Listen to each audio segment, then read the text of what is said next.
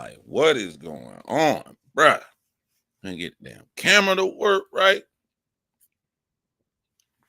Jesus. Everything good on the background now. Oh, because I'm too so far away on the camera. All right, y'all. I'm sorry. Normally when you see I'm about to go live, it automatically just come on, but my program was zoomed in and I didn't know it. I'm looking at the camera and it's showing my whole thing set up, but then I look on the screen and it just got my head up here and I'm like, what is, I didn't look at the cameras. I'm looking at everything. I'm like, why is it doing this edit? But yeah, okay, I see. Now I can pull in, I can pull back. No, did he? Yeah, okay, there we go. Okay, there we go. Okay, there we go, John. We good. We good. We good. We good right here. We good. All right, let me make sure it's showing. Mute that. And let me change this, and then I'll be ready, bro. What's going on, my boy? What's going on, man? Try to get everything all set up right before I start. But check it, bro. I always want to ask this because this question here goes out to if you're a single dad and you know what I'm saying, when you get your kids, when you drop your kids back off at your ex-girl house, you know, what do you guys do on that ride back? Because I don't know, for some reason, that's when the best ideas come to me. Soon they get out the car, you give them their bags and stuff, you know, I've been divorced for 5 years and it still got that little, I still get a little sad. Like that will never go away. About 5 minutes as I'm riding away, because it makes me feel like I'm going back into a new world. Like it's two worlds. It's daddy world, me and my kid, we doing crazy stuff, cooking out, roasting marshmallows and stuff. And you just that dad having fun. I'm not worried about work. I'm not worried about no stress in life. It's just me and my babies. And then the house is loud. And then when I drop them off, I'm like, I'm finna go back. All right, you got to go back into the John world now. And when I start going back to the John world, that's when my best ideas come to me. You know what I'm saying? Whether we talking about me writing a movie script or just the next moves I want to make in life throughout that week, man. What's up? What's up to my guy Smurf, man, from St. Louis? Maybe you can chime in when I get on this right here, bro.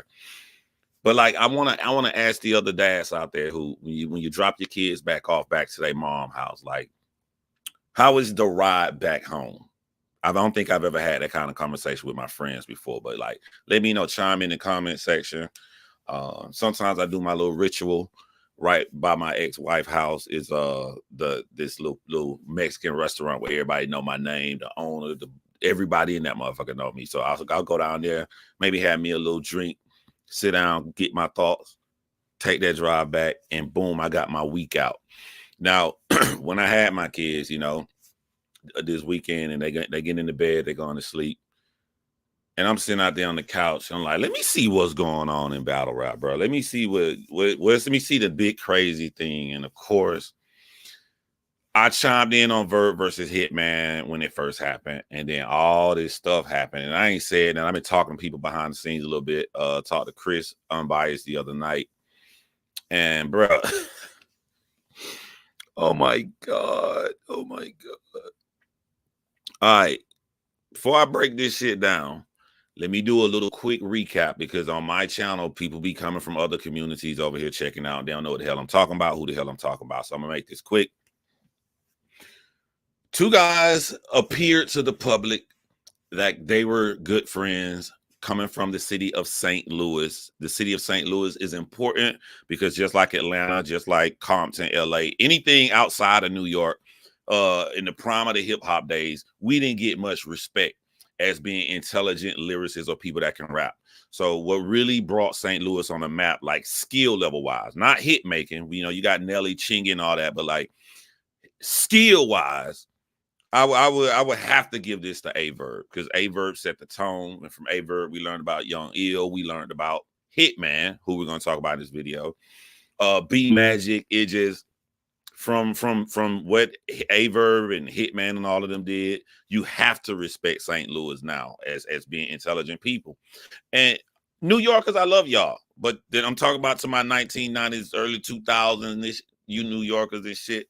it was kind of stupid to think that you have to be a baby born from an area to be able to create intelligent lyrics. You gotta be stupid to think that, bro. Like, and we let y'all get away with the shit. So I'm kind of glad what Verb them did. I'm kind of glad when Atlanta took over hip hop, as y'all shunt us the fuck out. Kind of glad to see Compton and everybody blow up from Dr. Dre all the way to Kendrick Lamar, because I love diversity. I love different styles.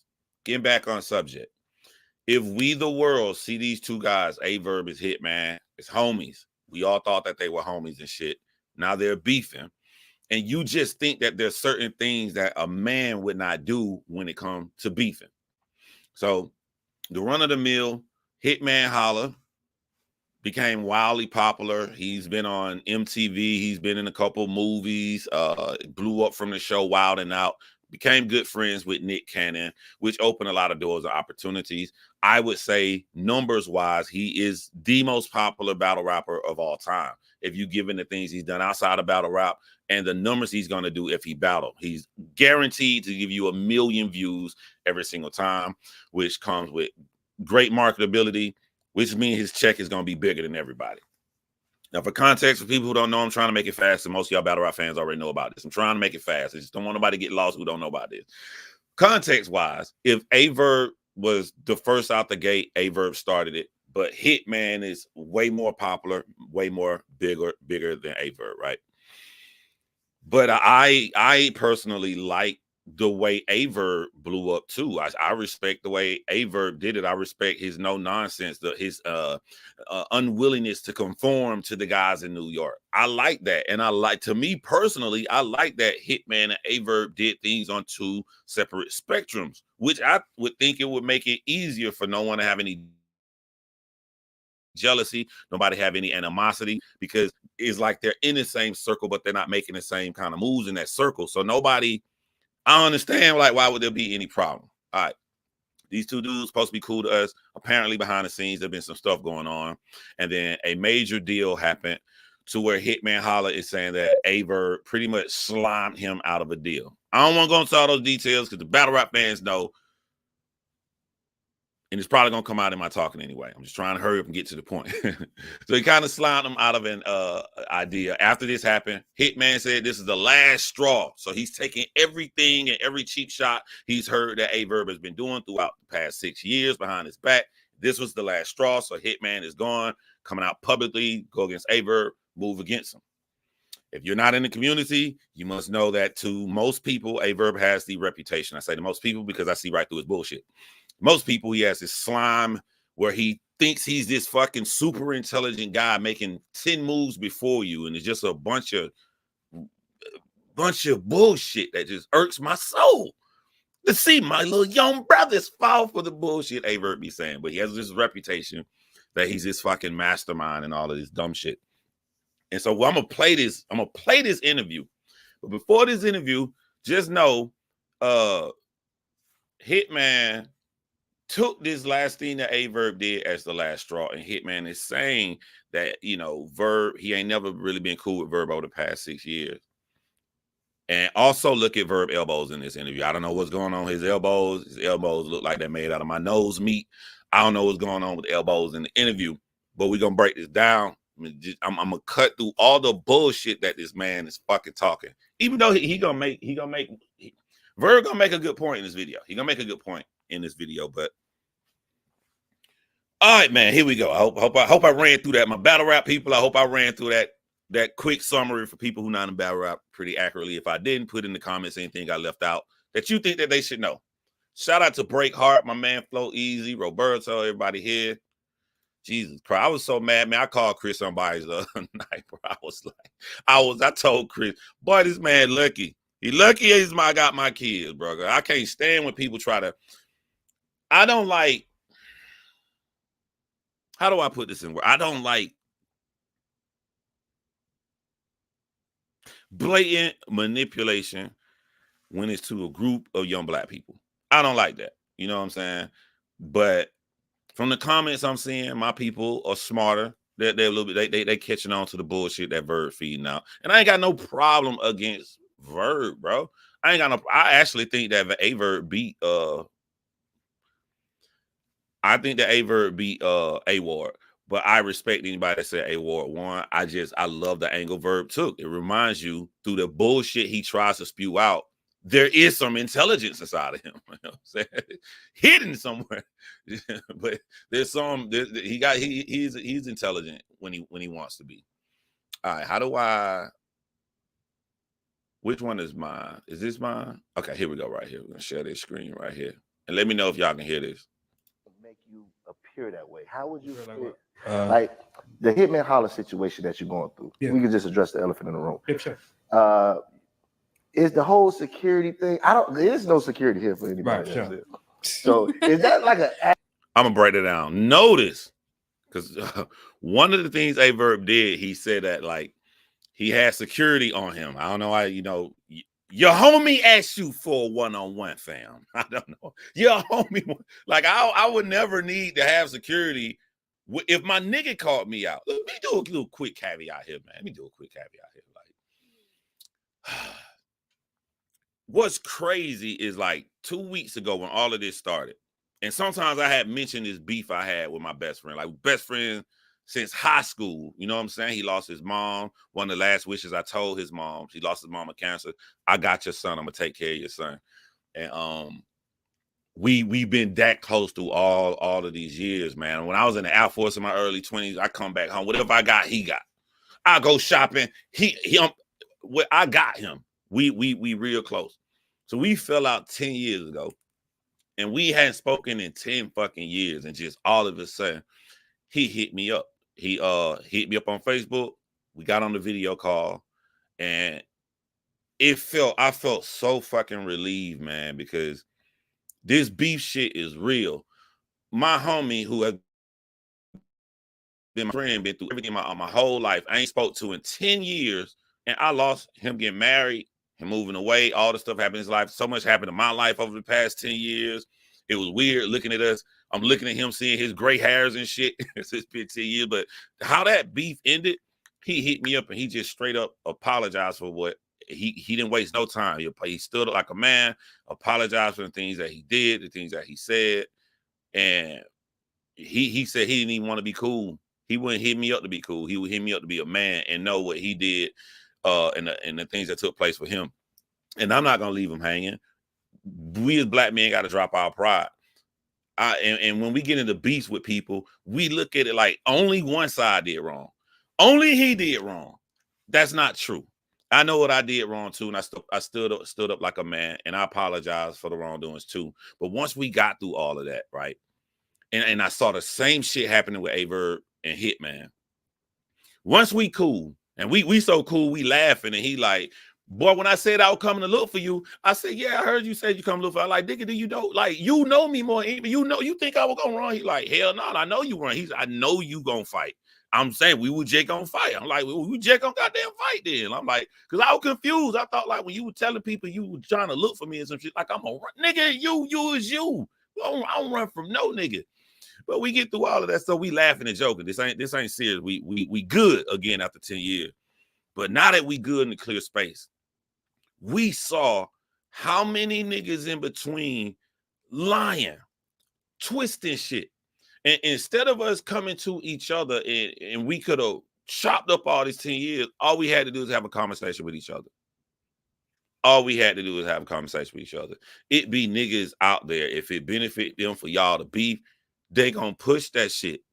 So the biggest thing, I'm gonna agree with what A-Verb said. I'm gonna always agree with what A-Verb said. Hitman should have went to A-Verb. He should at least have that on your jacket that I tried. But that's the only thing I'm gonna agree with A-Verb with. but I'm gonna give A-Verb that. Hitman, just like I should have went to my friend and my friend should have went to me, he should have went to A-Verb and told A-Verb the issues he had with him. But it was kind of bittersweet. Like, damn, I just made up my homie after 10 years and now Hitman and Verb fight. It's crazy. Y'all gonna mess around and lose 10 years yourself, be in your damn late 40s and 50s, all over some bullshit. Act just to fuck with him? Or No. I've been moving with private security for the last couple of years. I also advertise it and I sell it to people. Mm-hmm. Can I? Yeah, go ahead. They here. Yeah. There? The people here. And that's cool. That's cool. But all right. All right. So y'all caught that. The first guy said Verb does not have security. Then the second guy just came like, oh yeah, by the way, they're here. They're here. I'm gonna be frank. I'm gonna use words. It's just how I talk. I say the shit to a motherfucking face.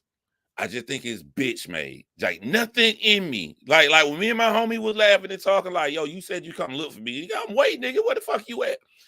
And we laugh at like, if this your friend, there's just a difference when you beef with your friend. There's nothing in me that would want to protect myself from security to a nigga I done been cool with for decades since we was little. And when Verb do shit like this, it made me look at the battle rap fans weird. Like, y'all rocking with this. This man is bragging that he hired security. I think he lying, by the way. But he bragging that he hired security with his homie. Now, this is just my opinion. I think the first nigga was right. I don't think Verb had no motherfucking security there. I think Verb cool with the nigga next to him. He cleaned that shit up. That's what he do. That's how he do the manipulation tactic. Hey, yo, cuz, my nigga, when we get on the air and go live, my nigga, I want y'all to kick it like I got security in this motherfucker. You know what I'm saying? Make sure y'all do that. And I think the other dude, I think the first dude was being honest, and then the second dude called like, yeah, by the way, they here. Now, let's pretend I'm wrong, because this is just my opinion. I have no facts or anything. Let's pretend I'm wrong. Verb. If you got security with you and they are so fucking far away that the people who in the room with you can't see you, you wasted your money. You wasted your money, my nigga. The point of security is to make sure nobody can get to you. And you sit here with these people and anybody can get to you. They can't even see them. They can't even. What you got? So y'all telling me that Verb, I don't see no music contracts. I don't see no movie deals in production. I don't see nothing big flowing. I don't see no semi-truck company operations like Hitman has. I don't see none of this. Do y'all understand how fucking expensive security is? And you telling me so Verb got security outside and they surround the whole building. What in the negative make y'all be believing shit like this? An arrogant motherfucker. The way Verb brain is, if he got all that security, he's showing them on camera. He's showing them on camera. He don't have the type of brain. Hey, yo, cuz, you know what I'm saying? Y'all just stay about the way. So look how many things is wrong in this situation. I think the nigga lying. Even if he not lying, he got security. They way too far away if the motherfuckers in the room can't see him. And 3, why do you got security with a nigga who is your friend? Just fight him. All my people from the hood, I've never, off the top of my head, I've never seen it, but I done seen a lot of friends fight. I ain't never seen no friend hire security against their former friend. I don't think I've ever seen, I probably have, I can't remember right now, just live. I've never seen a friend get jumped by a friend and some other niggas. Normally, no matter how much, like when me and my friend fell out, like they knew, I see the nigga, I'm slap nigga. I'm saying that about him, he's saying that about me. He see me, he gonna slap me, whatever. Right? All the niggas in between and all that, if we would have saw each other, they was not gonna jump in it. Y'all niggas was homies. Y'all finna fight one-on-one and this shit finna be over with. This man said he got security against Hitman Holla. This is insane to me. And I'm trying to type in the video like, is anybody co-signing this shit? Anybody out here co-signing this shit?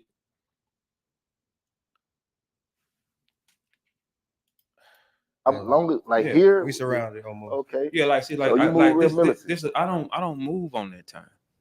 I never brought like the whole neighborhood. First off, I'm not gonna jeopardize my neighborhood. I'm not gonna jeopardize people that don't have an opportunity to get out or get far as I do over no stupid rap stuff. So we're not gonna do that. What you do is when you become a man, you move smarter. You know what I'm saying? You take a bunch of people from the hood and I bring them with me. Shots go off. What if somebody don't dump back? Who gonna? He right as hell right here. I just don't believe him. I just believe he the type of nigga to say any goddamn thing just to sound cool. But the actual words out of his mouth is right. I've said those words on my live. Like I can't bring my real niggas from the hood with me to certain places because the lie is everybody in the world assumes the most popular nigga is the one in control. I know, like, if I'm popular, if I'm the rapper, I'm the blogger, if I'm the true crime guy, or whatever hat I'm wearing to put me in this public vicinity, if I bring them niggas, I know in real life how we grew up, I know how we are. I'm not the leader. I can tell this nigga until I'm blue in the face, man, chill, bro. Don't go hit that nigga. If they gonna like, nigga, move, John. This nigga disrespect you. Like, they gonna go hit the nigga. I can't control them. And they gonna get in trouble. And where I am more opposed to, I got children, I'll play it smart. Like, yo, my nigga, I'll talk shit to the nigga until he swing at me first. You know what I'm saying? So I'm defending myself. Or like, let's go somewhere else. I'm thinking. I got niggas that don't think. They don't think, and I can't control them. So I wouldn't bring my real friends around like that to get them in trouble. You know what I'm saying? So what he's saying is right. But also, all of us know easily Hitman Holla will fight anybody one-on-one. You fight anybody one-on-one. Like this. So this is what I said. I made a video. It's funny, I made this video about 12 years ago. I played this bitch on this live, and I broke down how Verb thinks. Verb does a slight deflection, because look what he just did to y'all here. He got y'all thinking, what's more mature, security or your niggas that broke up? And your brain is going to go and think between these two, where both choices is unnecessary. You don't need your niggas and you don't need security. It's just Hitman Holla. It's just Hitman Holla. He does this shit all the time, man. Like, just fight Hitman. You don't want to fight Hitman because you know you can't beat Hitman, Verb. You're not athletic in any way. You have done no training. The only footage we got is a nigga punch you in the back of the head and you running and moving. Like, you're not even built like that. You just good at talking. You just good at talking. So you scared out of your fucking mind to run into Hitman to the point of trying to make it cool to say you got security, to use a slight deflection. Yes, if you are a celebrity, get you paid fucking security and shit that's there to protect you, hopefully closer than the make-believe niggas are the Verb in this interview. But you get these niggas and you get them to protect you against crazy motherfuckers, outside sources, not no nigga who you grew up with, who you've been close to, and y'all been vibing together for all these years, who has no problem finding you one-on-one. Has Hitman fought one-on-one? Yeah, we got more. Nigga, I can play multiple clips of Hitman knocking motherfuckers out. Come on, fam. We didn't see this. It beat the shit out the dude at the barbershop. Knocked the motherfucker out in the club. Like, yes. But this is deflection. He has tricked y'all into making a decision about security versus your personal homeboys to protect you when you don't need either option. You don't need either option.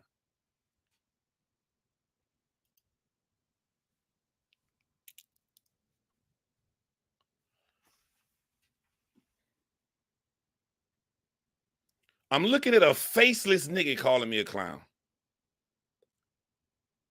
How do I skip and go to level 10? Your mama a clown, my nigga. Your mama a clown, bro.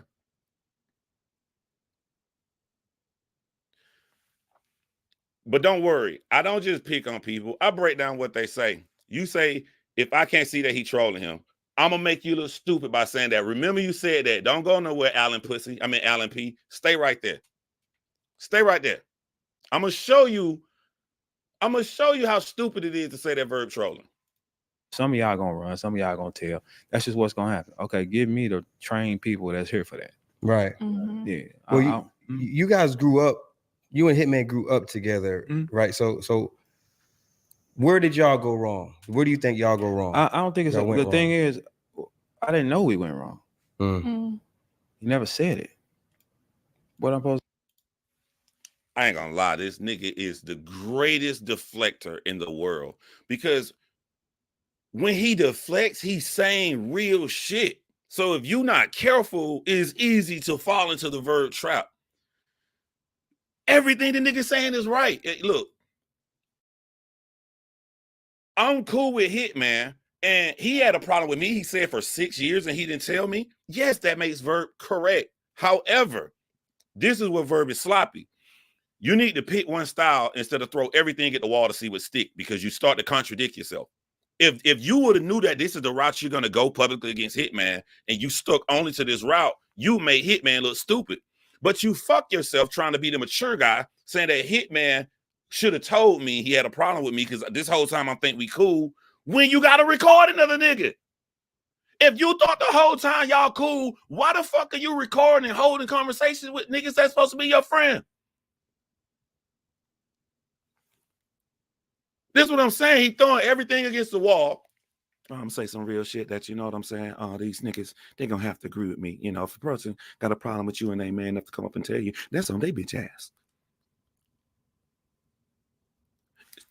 So when you get a nigga of real intelligence who see this shit, is like, it's frustrating because I'm like, I already know what's gonna happen. A lot of niggas is not gonna pay attention to the deflection. They're gonna look at the actual verbiage of what he's saying and they're gonna roll with it. They're gonna be like, well, he telling the truth. All right, if they friends and he thought they'd been cool this whole time, why is he secretly recording and keeping recordings of somebody he thought was his homeboy? Why? Supposed to do if you never said it? What y'all tell me, what am I supposed to do if he just now says, I don't mess with you for 6 years, but I've been around you? Like, you understand? We just was on the same show. I've shown up to every one of your events and we've laughed and took pictures. Like, so there is no way that's your first problem. Hey, y'all, clip this if you want to. I'm finna make a verb look stupid. I'm finna rewind this whole part, and I want y'all to listen to this whole part and knowing that everything he's saying in his pocket is a phone with a MP3 recording of Hitman Holla, who's supposed to be his good friend through all these years. Go back and just listen to the nigga again. But just remember, this whole time he's saying this shit, he got to record another nigga. With you for 6 years, but I've been around. Y'all tell me, what am I supposed to do if he just now says, I don't mess with you for 6 years, but I've been around you? Like, you understand? We just was on the same show. I've shown up to every one of your events and we've laughed and took pictures. Like, so there is no way that's... I supported you and showed up to all your events and took pictures with an MP3 recording of your bitch ass in my pocket. We rode together. Everywhere we went, we repping St. Louis with an MP3 recording of your bitch ass in my pocket. Nigga, you might be right, the outside of sports. You know what I'm saying? But like, I haven't seen, even in the wrong actions of Hitman, it is wrong to not tell a nigga if you got a problem with if y'all cool. But even in the wrong actions of Hitman, I haven't seen anything purposefully malicious. That's the difference. I see a mistake. That's a mistake. I don't care how you feel. You should go talk to him, Hitman. You should have told him. But is that malicious? I did the same shit. I had heard this nigga talking shit about me and how I was trying to make my homie look bad. I'm like, okay, he want to fight, not physically fight. He want to have that argument or whatever, but we ain't got no real beef. Like, what's the fucking problem? Like, we ain't never had, where's this coming from? I know it. I ain't gonna say my opinion. We cool, so I ain't gonna say my opinion. Like shit's over with. But I'm like, I heard all this shit he's saying. I'm not gonna say nothing to him about it because the longer I sit up here and be like, that's my nigga, I don't give a fuck what y'all tell me, that's my nigga, and he keeps saying shit behind my back, it gonna make him look bad. It gonna make him look like the nigga with the issue. So when I do finally bomb the fuck off, he ain't gonna have no leg to stand on. Great strategy, I guess. But the problem was the nigga wasn't even saying all of that shit. Niggas come back and lie to people back and forth, back and forth, back and forth. That's why I should have said something to him instead of trying to do that.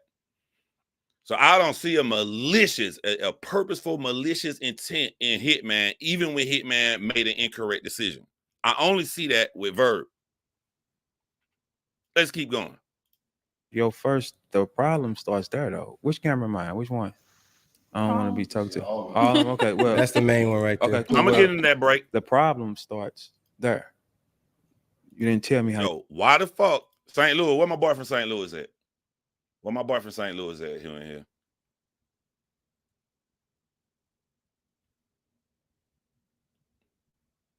Smurf. Smurf from St. Louis. Why the fuck is so many niggas in St. Louis named Gerald, bro? What? Ain't it 3 niggas named Gerald in this? The motherfucker with the money, Hitman Daddy, Hitman. Why is Gerald so important? Like, I need Kendrick Lamar to do a history of St. Louis to see where this Gerald shit coming from. I'm getting motherfucking confused. Why so many y'all niggas named Gerald? How you felt? It's impossible but then when you're in the big brother position, it's like everybody wants you to, it's you. No, it's not. That man is grown. He made his decision. In my lifetime, I'm not taking no tags from nothing I didn't do. What do you think triggered him, though? Well, what triggered him was a situation with Gerald and Gerald McCoy. Yeah, and it was a situation. Thank you. Say the last name. We need the last name when it comes to Gerald. They had a miscommunication. Gerald is more my friend than Hitman. Like, I've never. But you grew up with him. Yeah, but I'm a type of person. Anybody that know me, okay, I said I'm kind of detached, if that's fair to say. I think young black men, we gotta go and re-examine the word friend. I said this before, I said it again. That word means something to me. Like I use the word friend just like I use the word girlfriend. Yeah, we could be fucking, we could kick it. You could be even the person I go to go see a movie together. But we gonna have a conversation. Gonna take we're gonna have to talk and establish when you're actually my girlfriend. It's the same way. I got so many niggas' phone numbers and people I'm fucking cool with. People I ain't got no animosity toward. People I'm happy. What's up, my boy? But like everybody don't get the title of friend because it's something that's gonna come with that name, friend. You know what I'm saying? We fighting back the fucking back. If I call you my friend, so like if you say Hitman was your friend and Gerald your friend, it don't matter who the fuck you was closest to. They both made it. Like if it's me, maybe Verb look at the word friend differently. But like if I say you my friend, that means something to me. Yeah, people throwing that word around to anybody. You know what I'm saying? Like, there's so many people I'm really cool with, but I wouldn't call them my friend. Like, when I say me and my friend fell out for 10 years, nigga daddy love me. I come by that, thank my son, you know what I'm saying? Keep my son safe out of these streets hanging with. I know his dad, I know his sister, all his brothers. Whole time we fell out. His brother hit me up all the time. We talk on Instagram and shit and everything. Like, I know the whole family. My mama know him. My mama upset that we not talking. It takes a lot to get the name friend. But like, I just think that we throw that word around loosely. Everybody ain't your motherfucking friend. You know, I don't care about a lot of different things. So if I don't talk to you every day, I don't view you as not my friend. Right. Yeah, because some people, if you're my friend or something, it's like our time distance of not talking shouldn't matter to me. It's like, all right, well, that's still my friend. Like I got friends. Yo, I swear, I'm sorry. I'm gonna take back what I said about Verb being stupid. Verb not fucking stupid. This nigga is a mad manipulative genius. Because look how he laid back and saying all of this awesome correct shit for no reason. That is true. I got people I ride with. My best friend in the entire world. We talk. If once a month, we cool when we don't talk. Everything's saying true. What the fuck does that got to do with this situation? He talking about another subject. That ain't got what does how often him and Hitman talk. Why is he saying this? If he already laid the foundation, hey, that's the nigga who had the problem for 6 years. I've been cool with the nigga. I ain't even know. All right, if that's what you're rolling with, answer the question. Why did you have a fucking recording of him? That's the snake shit. He don't want to get into those details, but he'll just sit there for a long time saying correct shit about stuff that's irrelevant. Master manipulator. Friends, I won't talk to number 2-3 times a year, but you can't do nothing to them. I mean, you know what I'm saying? So it's like, I thought it was that. It seems like you guys have a secret animosity towards each other. If it was a secret animosity, if he felt the way about me, you think I'd have came down here? Right. I agree with that. I mean, but it seems like when I've been seeing it on Twitter, I'm on your. All these popular battle rappers have come out and spoken, and they laughing at us on the outside. They laughing at us because they got information from the inside, and they're laughing at us saying, "Nigga, we been knew them niggas went cool like that." So y'all think about what that means. How can popular battle rappers know that Verb and Hitman secretly ain't been cool for years, but Verb himself coming out saying, I ain't know we had a problem. Everything been peachy perfect for me. Put everything in the bowl. Y'all know how to do it. All these battle rappers are laughing and saying they been knew that these two niggas was not that cool. And he got a recording of the nigga, but he telling you that they been peachy perfect. And he just totally blindsided and shocked at Hitman's anger. Listen to me. When a nigga do this to an entire public, you don't come out and talk like this unless you feel comfortable with the outcome. The only way Verb can feel comfortable with the outcome would be he think you motherfucking stupid. Everything he said in the spaces, how he sitting back chilling in his interview, Verb think you motherfuckers are stupid. This is him attacking your intelligence.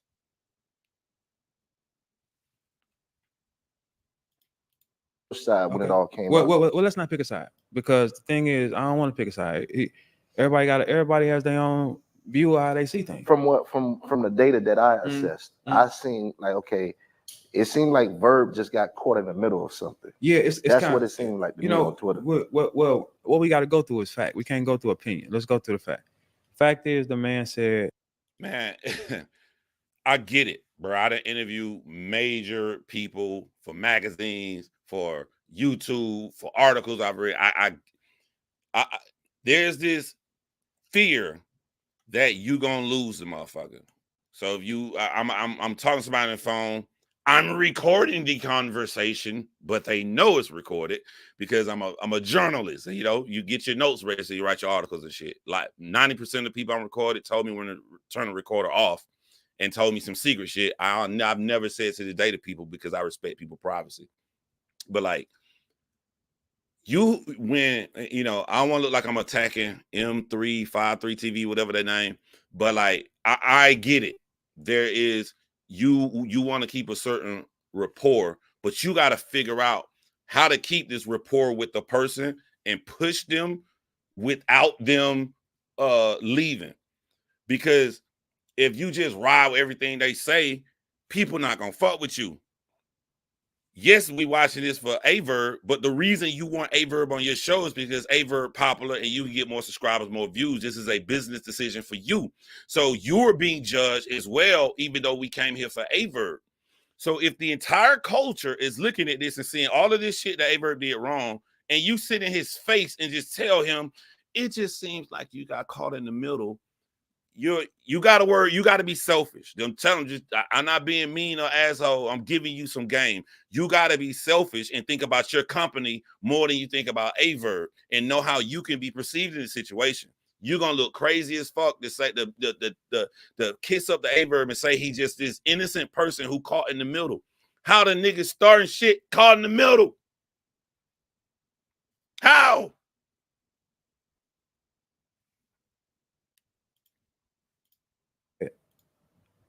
He hasn't been liking me for 6 years. I've been around him. These are feelings that he has held inside of him, right? Okay, so when people need an excuse to fall out with you, they go to the first thing. That didn't even make sense. That wasn't even like the first problem is you said it afterwards. We got into it that you ain't been rocking with me. If I ain't been rocking with you, I do not feel good about you. Right. There's nothing you can do. So if you hold something for 6 years, the monster only gonna do what? Grow. Okay, but I don't know it's a monster growing. If I know it's a monster growing, I'm gonna have a pistol on me. There's no way I'm pulling. You knew it was a monster growing, but instead of a pistol, you had an MP3. You had an MP3, my nigga. Like, y'all niggas be doing actions that like. Here we go again on the topic of being selfish, right? And you got to think about yourself, right? Verb,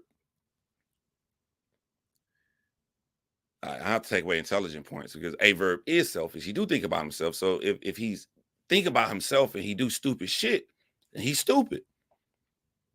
If you thinking about yourself, why would you take the route to be like, I just been peachy perfect fucking cool with this nigga the entire time when you got actions to show that you haven't been cool with this nigga the entire time? Like, pulling up to where you at. They ain't finna come function. And here's another thing about being selfish, right? Yes, we're gonna get into him. The big thing I really want to talk about is that nigga out going to Hitman employers. That's the shit that just was wild to me. But like, if Verb really thinking about himself, right? He approaching middle age. These niggas a little bit younger than I am. They're approaching their 40s. I'm already 44 years old. To rap, Verb old, right? Rap is basically your 20s. So what you gonna do? You gonna rap in your 50s and all of that shit? Do it for the love of it. But I'm talking about as out there to make bread. If you want to be in position to work, why would other companies feel safe to work with you when you're putting out to the public the vindictive actions you're totally fine with doing? Why would niggas want to sit down and work with you, Verb? You'd have got so much tunnel vision because a nigga who was your friend did what friends do when you fall out. Nigga, let's fight one-on-one. Instead of you just saying, all right, location, let's go. Let's bang it out, y'all. Daylight had an issue with Disaster. We didn't see the fight. They just went live. You saw the blood from the mouth. They cool. Friends. Had an issue. Off camera. Fought one-on-one. Done deal. But instead of you taking this route as a fucking man, you doing girly shit like this. You doing all of these extreme actions. Why won't you just fight that nigga? There's no fight safer in the world than a one-on-one fight with a nigga that used to be your friend. Some motherfucker I don't know been fucking with me online all these goddamn y'all don't know this motherfucker just been antagonizing me and I finally get him in my grasp. We fight one-on-one. When he winning, he go to sleep. He getting spit on. He getting stomped in the fucking face. I knock my friend out. It's over. The fight over. And I'm going to sit right there and we can be pissed off or we can talk or whatever. The safest one-on-one fight you can have is with a nigga you was cool with. Niggas ain't gonna go to that kill you demon mode. It's just a fucking fight. But you rather take all of these actions instead of the fight the nigga one-on-one. With you. What you talking about? If I know it's that boy, who on this planet pulls up and supports events from somebody that don't rock with? Yeah, it's true. A snake? Ooh, like, come on. when me and ARP had a fallout and Hitman and Cassidy battle, I didn't come. Dude don't rock with me. You walking into a setting where somebody don't want you there. What you mean? Like, it's like, I mean, you got to make a person feel invited. You feel me? That don't even make sense. That's the first rule. Now, I want to make sure I say, as fans of both of y'all, as fans of the battle rap culture, as fans of seeing two successful black men out here, I wouldn't want it to go, being somebody who has been in somewhat of that position myself, I wouldn't want to see it go to gun violence or nobody die. I would rather, y'all both being from the street, y'all go. If something like this went to gun violence, which none of us want, it would be a Verb fault. And I'm trying to wait to get to the segment about if y'all had an issue and a nigga from what Hitman came out and publicly said, I am done with this nigga.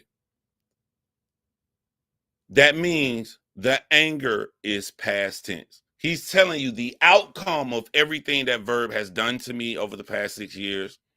My action is A, not fuck with the nigga no more, or B and A, fight the nigga one-on-one.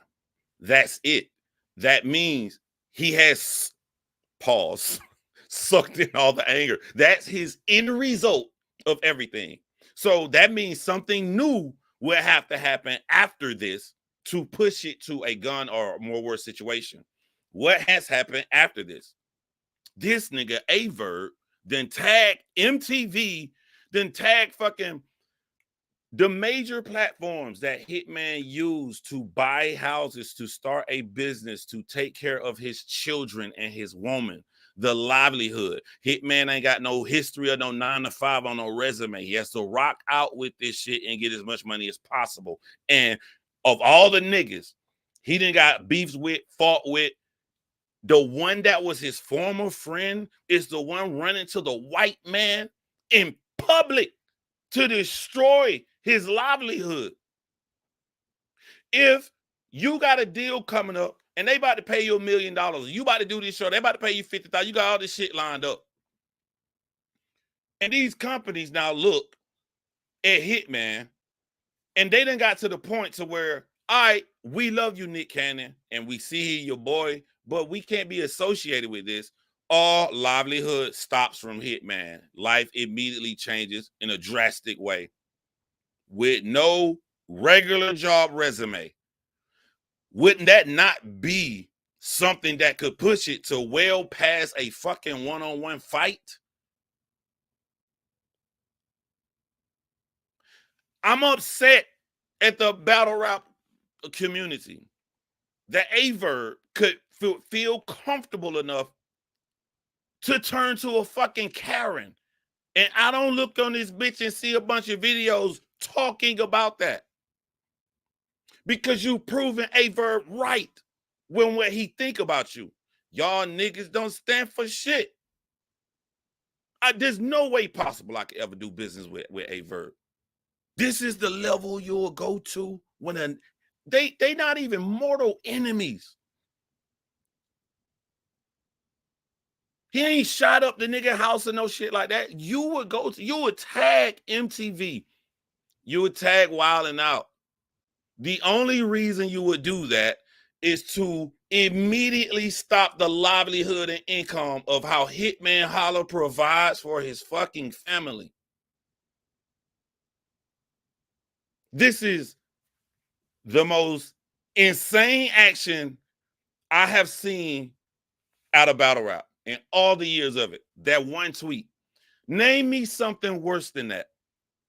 It's the combination of that tweet going out to these major platforms, mixed in, he did this to somebody that at one point was a friend. This is extremely crazy and questionable if you did it to your worst mortal enemy. He did this to someone he was friends with. And the only infraction from Hitman is to make a decision not to fuck with you no more and offer you the fade. And this is what he did. How could I ever sit in a room and feel comfortable doing any business decision with Verb if he could do a fucking friend like this?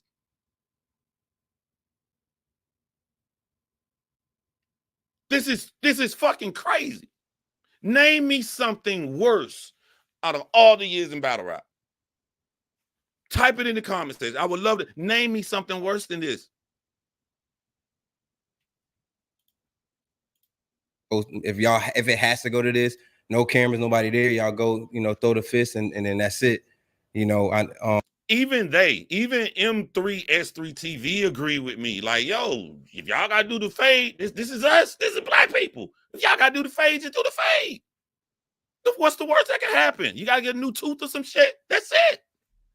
This nigga trying to stop hopes and dreams. This nigga trying to stop hopes and fucking dreams, my nigga. So I want to see no violence, no gun violence, nobody die over this. We'll look at it. Squash it with a battle rap. Yeah, they battled already. About this? No, not about this. I mean, same. They got like one of the most iconic battles. He got one of the most iconic lines. Yeah. I feel like being from the street, what you guys doing on Twitter ain't street shit. Well, there you go. I ain't no street nigga. There you go. I like that. I like that you said that. There you go. You know what I'm saying? He did it the right way. He went rude to Verb. He went loud. He went aggressive, but he spoke his mind. I like that in journalism. Kudos. I come from the hood. I'm a ghetto nigga. I don't live on no street nigga rules. Street nigga rules mean what? There's no rules to street niggas. What you mean? They all play how they want to play, right? All right, so there is no structure in the street fashion. Why the fuck would I be a street nigga? You have no. This is what I'm saying. Y'all gonna prove Verb right. If a nigga can do something this low down, then he is correct in what he's saying right now. But there can be rules, and it's simple. What are we not fucking with? You made this decision to come out here and try to fuck up Hitman livelihood. Now, nobody don't want to see your battles. Nobody want to go to your channel. Nobody want to fuck with you. It's what the culture does as a collective whole of what we would accept, of what we would not accept. I could never fuck with this nigga for life from that one tweet. Does a lot of horrible shit, bad shit, moves and how he move around, whatever. But like, I'd be like, yo, that Verb. But to do that shit, let me tell y'all something. Y'all done seen me beef with people, right? I go back and forth a little bit, embarrass them, do my little thing. When the niggas keep talking or making video about me and you don't see me respond when I'm just like, I'm done. The reason I'm quiet is because you done reached the level where I'm knocking you the fuck out. Like, I don't understand. Like, once you make it to that level, I'm knocking you the fuck out on sight. Why am I going to talk shit to you? There's nothing to talk about. We good. You do what you want to do. Now, you just got to be careful when you see me. Verb do that. Hitman gone. Do y'all know what Hitman gone mean? It isn't that, oh, man, I ain't got no time to go with this nigga back and forth. It's like, no, my nigga, you done put my mama business in the street. And you try to stop my fucking career. Like, there's nothing left for Verb to do to Hitman that could be worse except for bring children in it. Other than that, you try to stop my livelihood. And I'm finna get all y'all niggas right now talking about this Myron situation, bruh. Myron put out paperwork about Hitman Holla mama going to court. Myron is not popular. Don't nobody give a fuck about no Myron. 95% of y'all didn't even see this shit until Verb popular ass brought it out there. So who did the worst damage talking about Hitman mama business who survived fucking cancer? Who did the most damage? Verb or Myron? Number two, Hitman already beat this shit out of Myron. They already beat. So a little nigga, not popular, said something back in the day. We done stomped him out. All right, cool. He done. He done for. We ain't worried about it. He out here still running his mouth. Verb push this to the forefront. A nigga you broke bread with, a nigga you did 2-on-2 battles with, a nigga that y'all grew up in the culture together, a nigga that was your fucking friend is talking about your mama. And that shit didn't even hit me all the way hard until I just imagined that shit. Like, my mama, I imagine a nigga that's my homie putting this paperwork out there about my motherfucking mama, my nigga.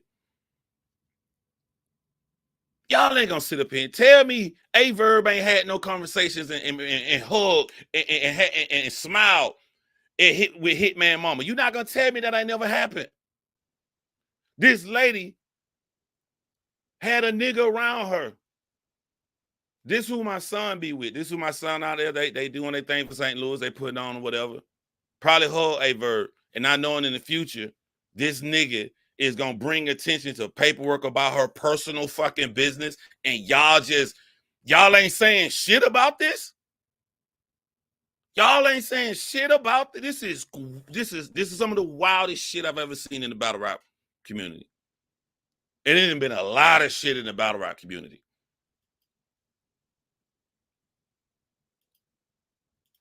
Structure. If the streets was the structure, Gunna would not be number one on the charts. What streets? Right. You niggas kill each other. What the fuck you mean streets? You niggas kill each other. Hey man, y'all don't nobody interview Verb if you ain't got the skills to bring that nigga back on topic. That nigga get his hooks into some shit that sound good, and he gonna talk about that shit the whole time when it don't mean nothing. It don't mean nothing. Do you understand what Verb doing right now when he talk about Gunna? Verb is basically telling the battle rap community, hey, you know what I'm saying? Ain't no wrong with me snitching. That's it. What else is he doing to bring this up? He's looking at the camera and he's telling y'all, ain't nothing wrong with snitching on a nigga I was cool with because he asked me for a one-on-one. Can you give me any other plausible reason to bring up Gunna wouldn't be number one? He's telling you, y'all don't give a fuck about snitching, so I'm going to snitch on motherfucking Hitman. I'm going to call Hitman employees like a white fucking Karen. I'm going to put Hitman mama business out here to a massive fucking audience and get them looking at them. Even if Even if the goal to be like, yo, this nigga telling y'all he got bread. If he got bread, his mama won't be in this situation. So he's saying, I hate you, Hitman, so much. I'ma shit on your mama to hurt you. Y'all know what kind of nigga Hitman is. you already know why he quiet right now. I'm gonna shit on your mama to hurt you. This nigga's a bitch, man. This some bitch ass shit. Ain't no fucking honor with you, nigga. If I'm a Crip and you a Crip and we'll still smoke each other, fuck your streets, nigga. I'm from the ghetto. I'm from the settings y'all come from. I know how to do everything y'all come from. We have principles and rules. Like, y'all don't understand. When I walk to the corner, see, when I say the dope fiends in the neighborhood still call me Lil Chaz, that ain't no fucking lie. When we walk to the corner store, you got to fight the niggas on your street a couple times before I get down to the bottom of the street. What the fuck is so got this to do ain't anything? nothing. So it wasn't no gun violence. Who brought the gun violence into it? That nigga. What did I say first? I said, let's get in the ring and do what? Box. Did y'all hear me ever incite any violence on that man? I know what I'm doing, man. See, the thing is, like I tell people and shit, like I just posted Me personally, I would have took the fucking ring shit, because I know what I can do in that motherfucker. But I can understand, like, my nigga, you had every intention to take $20,000 away from me. I don't want no glove on. I need to feel my knuckles touching your motherfucking face. I need to feel it. I need to feel the hairs on my knuckle touch that motherfucking spot in that beard. I understand, because that's what the reaction of most niggas. Most niggas, man, ain't doing no motherfucking boxing, no rounds and ring, nigga. This is real, my nigga. I want to fight you. What's the difference? If you're willing to box, why aren't you willing to just fight one-on-one? There's certain niggas who street who I would trust in a one-on-one fight. Yeah, Hitman can have 1,000 niggas jump on you, but the way Hitman carry himself, if he look at you and say, yo, fuck all that shit, I want it one-on-one, I trust it. I'll meet Hitman to fight one-on-one. The Game is another nigga. Y'all know The Game got a bunch of massive niggas that can fight you, but The Game really believes can't nobody fucking touch him in a one-on-one. Game say he gonna meet you for a one-on-one. The Game gonna meet you for a one-on-one. Like, there's no reason for it to have gone to these levels. And I'm against any shooting, killing, all that unnecessary violence with black men. But my nigga, when I had to cry, when I had to sit up there and wonder in life, is my mama gonna fucking make it? When me and everybody in my family cut our hair bald because my mama going bald because she going through cancer. When my mama survived this right here, when most people don't survive when it gets to those levels. And the nigga who I broke bread with, who I grew up with, who I traveled with, is putting my mama business out here like that.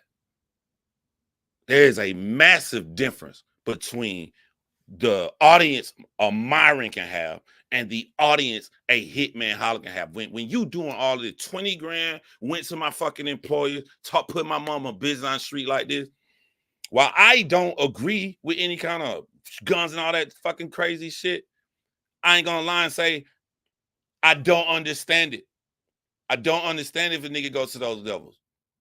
This nigga is saying, fuck you, I'm a habitual line stepper, do something about it.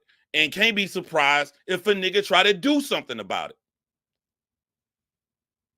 A habitual line stepper. the clip. And I said the OGs used to talk to me. So I had it talk to me. Loud niggas is soft and weak. You loud, but a lot of black niggas here, a lot of black men people gonna see this from the hood. What OG would ever tell a nigga, why don't you go on Twitter and just out his fucking employers so they can fire him and not work with him again? What OG that give game to you when you the young nigga, what OG teach you to move like this? Because now you putting out St. Louis. St. Louis niggas here in the chat. I know St. Louis niggas don't rock like this. Now you putting down St. Louis. You're not going to convince me this is how St. Louis niggas move. This is not. This is a Verb. This is not no OGs. This is not no culture. This is you. You're a fucking snake. No, this is the truth. I said the gangsters have the softest speech. Soon as you get off a P, you become a target. See, it's better to become smart than street. Ooh, that's a bar. bars. Bruh, this shit sad. Y'all heard what he just said. I gave an example like that 12 years ago, breaking down how Verb fucking talks. And look at his face. I got to pause on. He say dumb shit like that and swear he done said the most intelligent fucking shit of all time. Look at that nigga face. Yeah. That's that motherfucking game, nigga. Fuck your game. You are a snitch. You are a Karen. These are weak traits. These are weak male traits.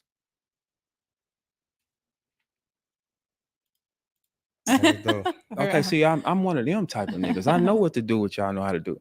But I also know the mistakes that come with that shit. Like, I know if you play this game where I come from, you don't make it. See, this nigga ain't never been locked up or nothing. He ain't seen nothing that made him shake up out that shit. I come from that world. And a nigga in St. Louis. That's what I'm saying. Like, you let Verb talk. He gonna run with the bullshit. Hey, my nigga Verb, if I was on that stage with you, I tell you right now, when you say these are the moves that get a nigga hurt, those are the moves that you're doing. When you say that Hitman Holla ain't from the streets, he grew up with a mom and a father, he was playing basketball or whatever, he not really from the ghetto, the hood, like where you from, it makes you look weaker because you're saying a nigga who grew up middle class and then grew up in the streets got the balls on sight to just knock niggas the fuck out, to just fight one-on-one. While you, being from the street, run to do Karen shit. That's how that works. That's how that works. You mean to tell me a nigga who not even from the street is more gangster than you, got more balls than you? All you gotta do is pick up a phone. Hey, my nigga, fuck it. Let's just go ahead and do the fade. Ain't gotta be on camera, ain't gotta be done. Go about your business. But you trying to destroy a nigga life. Was gonna question nothing I said. You been locked up early. You know, you go through back and forth early. Like before you turn 18, 19, you got to get your scars, man. Come in here and see. Once you go, that's why I last longer than most people. Because like when you understand what's around you and you understand, okay, this can cost me this, that can cost me that, because I come from it. Only a nigga who don't come from it is gonna play this game. You can already cut. What game? The only person playing the game is you. Let's look at both sides. Hitman feels somebody he thought that's supposed to be cool, his friends, been doing snake shit behind his back. The outcome of Hitman thinking this is, I don't want to fuck with you no more. I'm not going to fuck with you no more. And we can fight one-on-one. End of Hitman's story. Has Hitman tried to do anything else to Verb? That's the end of Hitman's side. Your side. We've been cool all this entire time. And I'm shocked at the revelation that Hitman revealed 2 weeks ago. But even though we were cool, I have an MP3 recording that I kept on Hitman in my phone for no fucking reason at all. And now that he doesn't want to be my friend anymore, now that he wants to fight me one-on-one, I'm going to go out here and put his mother's business out to the street. I'm going to contact all of his employers and make sure that they don't work with him anymore. Hey, Verb, who's playing the game? You or Hitman?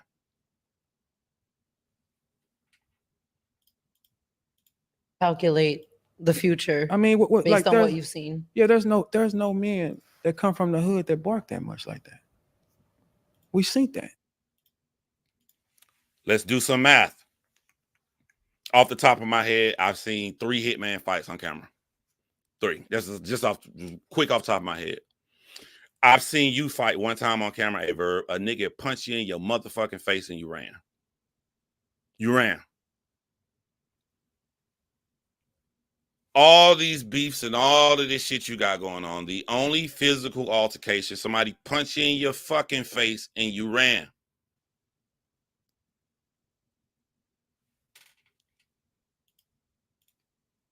And every nigga around us bark. Every nigga around us bark. My first thing to him, I said, well, let's get in the boxing ring.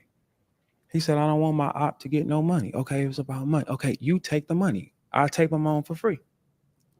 Wow. Why are you afraid of gloves?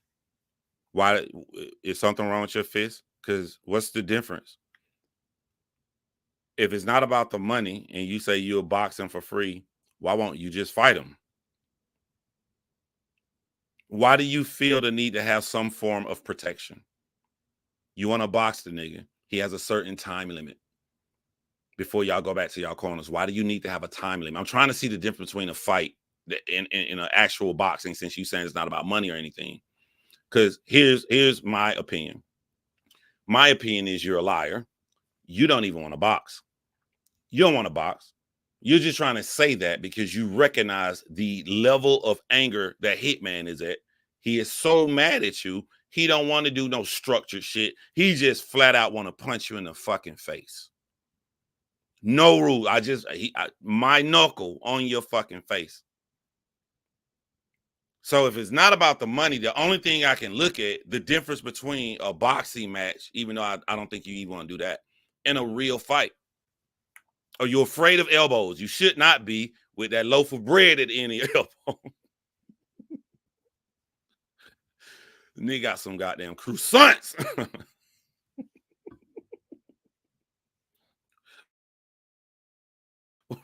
What's the difference, bro, between a boxing match, if it's not about the bread, and just me, Hitman, anywhere to just fucking fight one-on-one? Are you afraid of knees, elbows? You afraid to get slammed? What are you afraid of that it has to be a structured boxing match? And for the record, again, I'm Hitman. I would have took the boxing match. I would have took any way to put me in the same room with this nigga after he done said that shit and put my mom on blast like that. Anyway, I would have took it all. But I can understand if a nigga don't want to do that. Like, no, nigga, we're going to do it for real. Daylight and Disaster did it, and you can't do it, Verb? Still wants to bang bang. When you little gun niggas do this, man, this shit pussy, man. This shit ain't nothing. A 8-year-old can kill me. Shit, a ghost punk ass son killed him. You know what I'm saying? Like, that ain't nothing. I hate Tyreek forever. I hate that. Like, you know, I still watch the show, but I'll be gritting my teeth. But see, this is the thing. Me and him is like Ghost and Tommy, though. We're just like that. I would be Ghost, of course, because I'm the thinker here. Tommy is. Hey, Verb, you know what I thought when I first saw this video and you said this bullshit? I thought Ghost is fucking dead. Tommy is alive.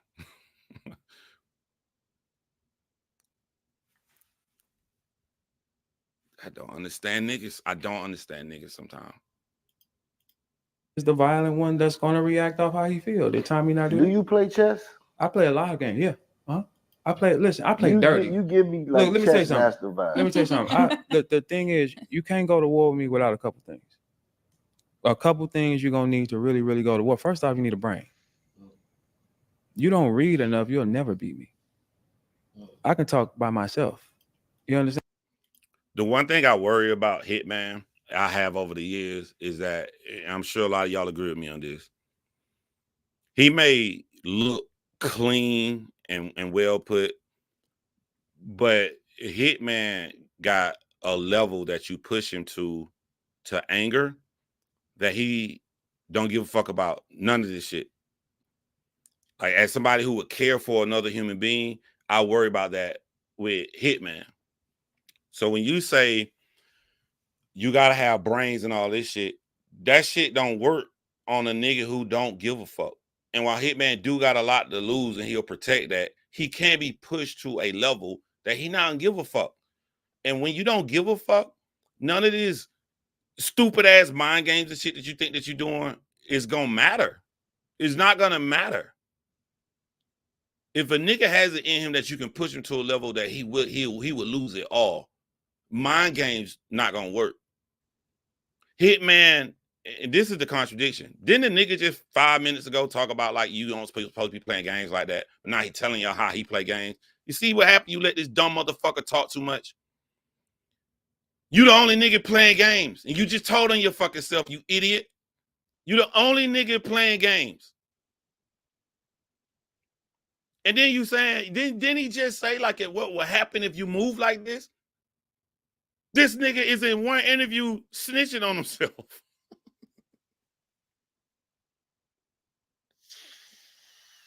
Shout out to my man Damian Jackson, man.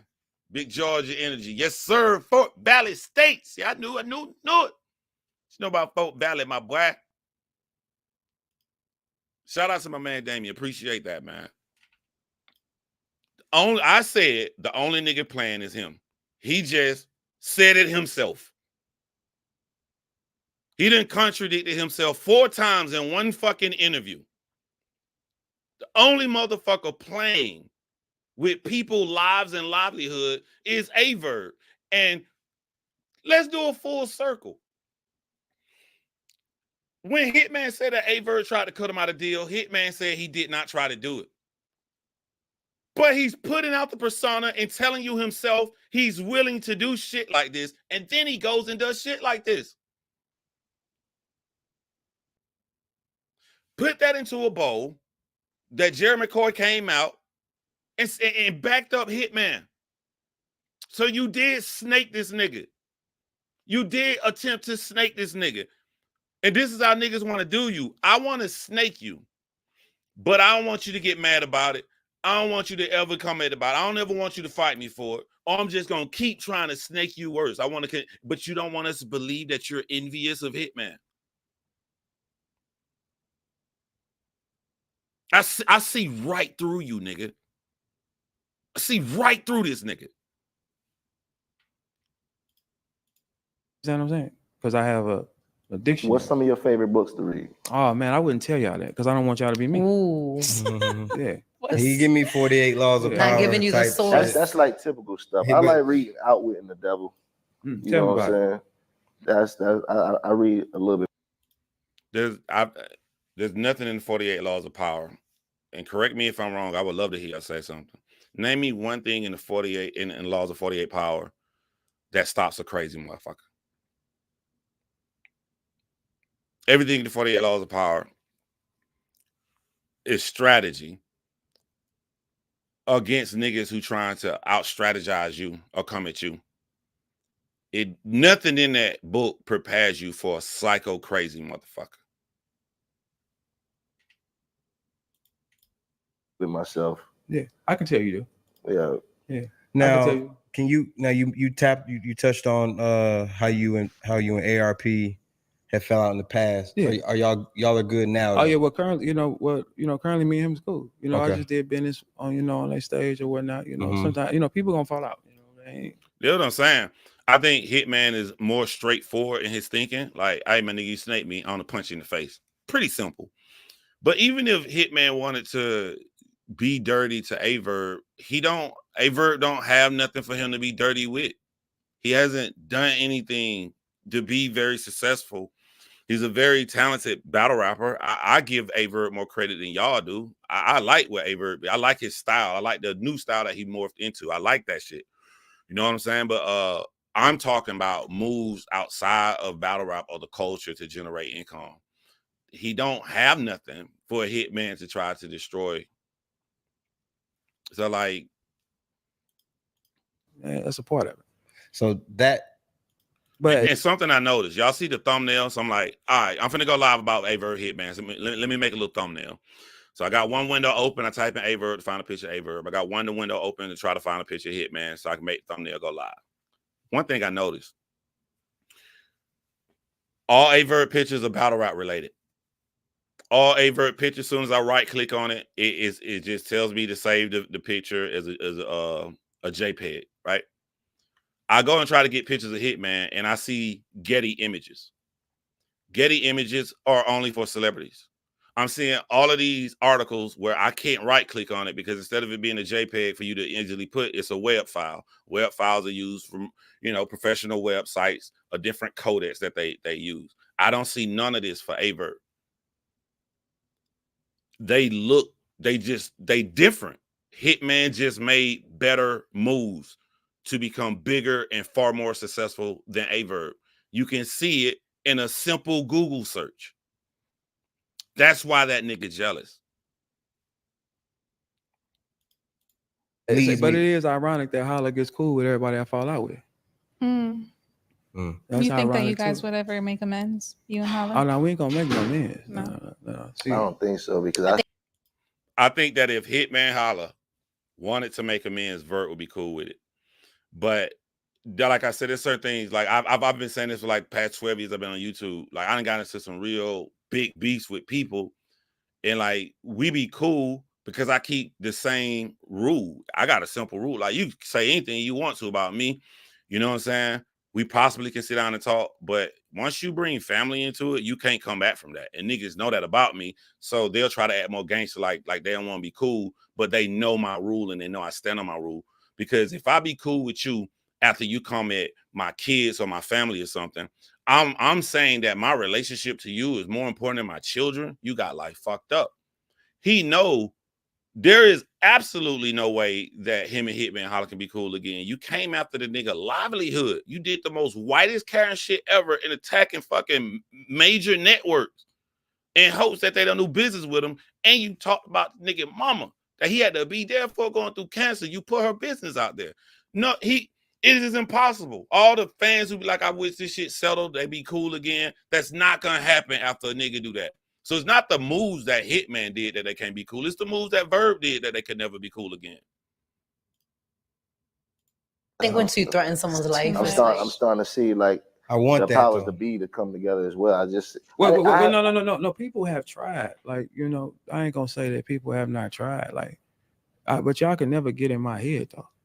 You know what I'm saying? I'm never been a person you can get in his head. No, I don't. I play in y'all head. Y'all don't play in mine.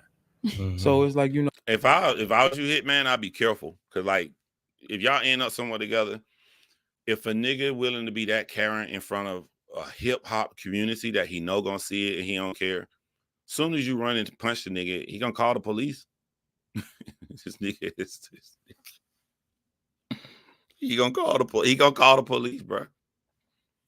He gonna call the police, have you arrested. Then he gonna go back and tag your fucking employers again. See, I told y'all he was violent, and y'all accept that shit in this culture. Y'all accept that weak shit. You know, you can make him trigger, like he jumps when people want him to jump.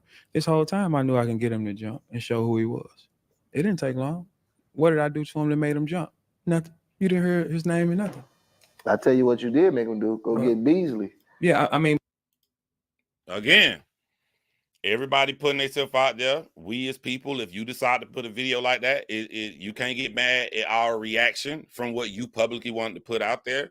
So when he says something like that, it does make me look at M353 TV. This man looked y'all right in your face and said that he didn't do nothing. He didn't do nothing.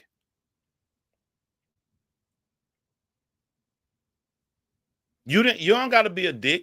You ain't got to be an asshole. You ain't got to be gangster. You can just simply be like, so what would I say, Verb? Like, be honest, if we looking at the reaction from all of the fans that's watching this play along, that I'm going to play devil's advocate with you here, okay?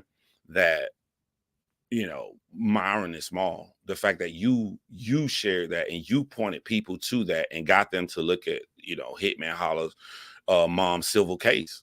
You know, one can say that could be an action that you did, Verb. You know, one can say, you know, you reached out to the guy's employer. One can say that could be an action, Verb. Like, there's no way, just me personally, I could sit in this interview like that and let Verb say he did nothing at all, and then just casually move it over to the next fucking conversation. But who you saw me go get? Nobody. All right, so check this out. Who you saw me on stage with when I battled him? Nobody. All right, here go the reverse nigga, the reverse dumb nigga psychology. He's mixing up two things in one category when it don't belong. And what he's mixing up is, if you go get some people and I'm by myself, I'm more gangster and hard because I didn't have to go get somebody. That works when you're talking about fighting. If me and you got an issue and I'm willing to fight you one-on-one and you'll get some people, you pussy. That doesn't work when you're trying to corroborate and show someone's lying. If I say that you're lying and I never told Red that you a bitch, you go get Red and bring Red to the forefront to both of us. That is not pussy. That is getting the people involved to show that you are a fucking liar. You see how he gonna say some shit that sound good, but when you put it to the context of the actual situation, it don't make no motherfucking sense. Play out what Verb is telling you.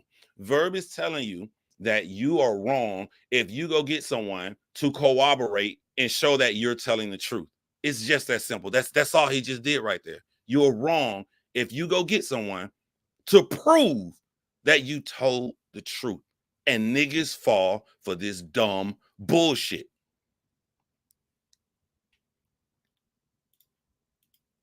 A man stands alone.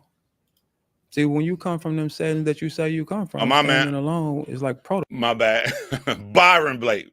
I could call him Byron. But look, where does that go to show? I kept getting the nigga name wrong. He's that small. I only know him because Hitman them beat this shit out of him. That's it. I don't even remember the nigga name. So if he goes and put out an article about Hitman Holla's mom, we ain't gonna see that shit. 99% of people know about Hitman mom case because a Verb brought attention to it. Not the nigga whose name I can't even get right. Protocol. What made you like this from the beginning? Because I followed your career from the beginning, and every time I seen you live perform, you always was by yourself for real. Yeah. And I always question motherfuckers around, like, why Verb always coming? Usually I have maybe on a regular basis 2-3 niggas that I'm talking about like you not around no battle rappers though. I don't see you hang out with a typical battle rapper. I ain't them type of niggas. Okay. Yeah, we don't do the same type of shit. They freaks. Yeah, he be battle rappers. He be curving me. I'm gonna tell you right now. Right. We be having little parties after the battle. Like, yo, Verb, let me know. Let me know means I be telling people that this is not a gimmick. I'm thinking about something. You know, hey Verb. I was saying A to Verb. As laugh because his name is A Verb. Hey Verb. Question. Why did you not have a problem and was actually remember when it first happened? I like that nigga Verb more harder than I thought he was. I thought he was a bitch because he got punched and ran, but damn, Verb straight up right now in his face punked out K-Shine, or it appeared that way because Verb went straight to let's fight. They in each other's face. Verb, I think Verb was by himself. That's good. That's gangster Verb. I just want to know, why was you ready to fight K-Shine one-on-one, who short and little? How tall is K-Shine? About 5'6"? Why was you ready to fight K-Shine one-on-one? I think he would have lost. That nigga like a little short Tasmanian devil. He probably would have lost. Verb was fat at the time. Why was you willing to fight K-Shine, but you're not willing to offer that to a real fight? You didn't tell K-Shine, let's go get the boxing glove. You ready to swing on that nigga right then and there. Why? What's the difference between K-Shine and Hitman Holla? Just answer that for me. Every time I encounter him, he's in the cut with his folk, and he's never there like the party round and play. Well, first thing I understand when I go in the room is we in a room full of fools. I got to get out the door. Like when you come from what you say you come from, you're gonna learn to scan the room faster. If I know these niggas is moving crooked, something wrong, man, I'm gonna stay here. I'm not getting in the car with you. I'm not gonna be seen at the parties with you if I don't agree with shit y'all do. Some of them niggas is freaks, man. Like real life freaks, man. For real. Like y'all niggas is sick. That's why I don't be nowhere around y'all. Nah. Now let me get back to we spoke on ARP. What's your relationship with Beasley? All right, so I guess we gotta wait for part 2 to come out. I'm gonna find this old ass video I made on A Verb in like 2012 or some shit like that. I don't know, it was a long time ago. I'm gonna find that. All right, so I'm gonna remap everything that I just saw in this fucking interview, right? Everything that Verb made a good point about was irrelevant to the specifics of what took place. Every fucking thing. The one thing I still would give A Verb is that Hitman Holla should have just came to him and told him. That's how 99% of niggas have issues. They don't come and say the shit. But even in that good point that Verb made, I think Verb is a fucking liar to paint it as if he just been cool with Hitman Holla all of these years. Even all the battle rappers are saying they ain't been cool. He had no issue with him, but he walking around with an MP3 in his pocket. And if he calls for it, I'll do the second one. But I want to find this interview before I get on to how Drake is even doing some more dumber shit than Verb doing right now. And like, bro, like, I think if they would have did the one-on-one as soon as this happened, like I'm checking animosity and anger level. I think if Hitman would have knocked Verb out, the fight would have been over. But now, if Verb hits the ground, can you imagine the flashes that could come in Hitman's head? Of days he crying, or seeing his mom physical feature change, and seeing his mom lose her hair, and knowing that his mom hugged this guy, and he was willing to shit on her over this bullshit. I think if they fight one-on-one, it's not like how friends would fight one-on-one when friends get mad at each other. I think he getting stomped out until somebody pull Hitman off of him.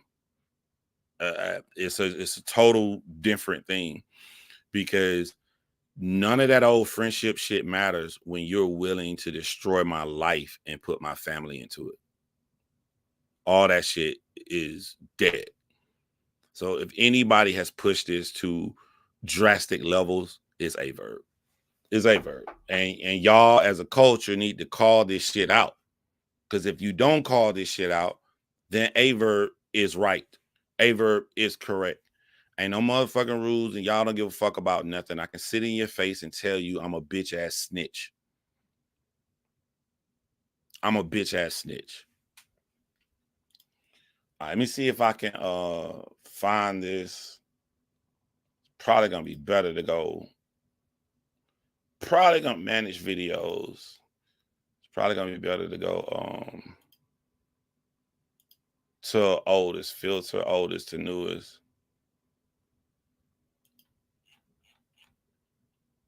Because a lot of my shit on private. I got a lot of fucking videos, bro.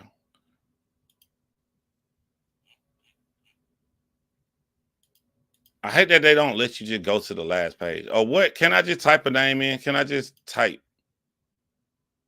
Let me just type. What if I just type Verb in? Damn it.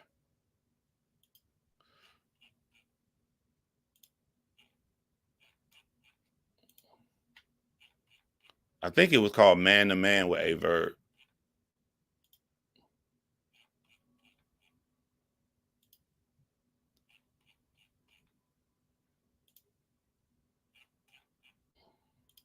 I should take some of these old ass videos off private. Oh, y'all used to be going in on niggas.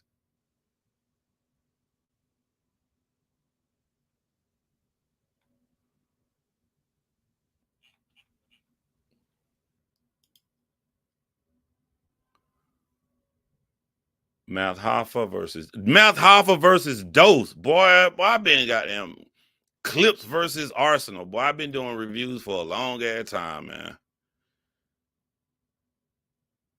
Gnome 3 predictions.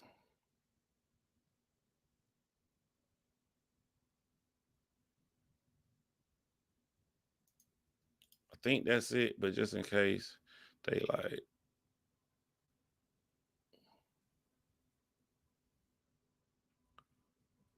Hold on, y'all. Bear with me for one moment.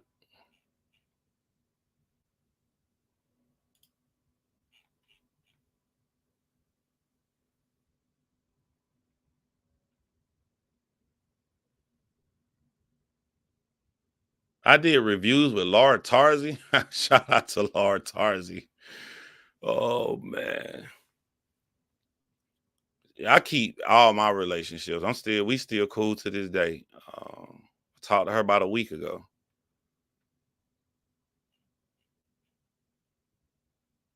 I think I had on a black shirt in that video.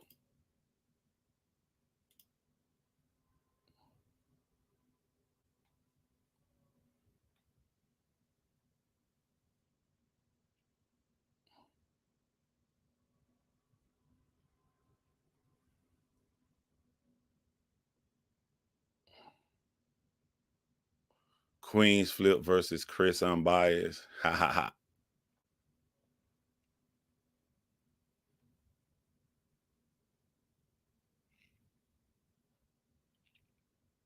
Damn, I did a man-to-man on. Here you go. I did a man-to-man with head ice. All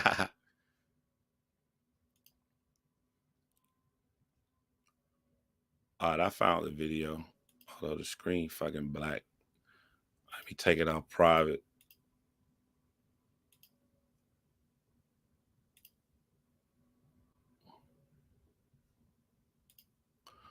Let me copy that link.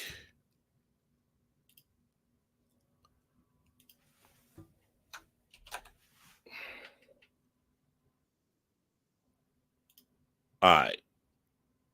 I found it. Here you go, y'all.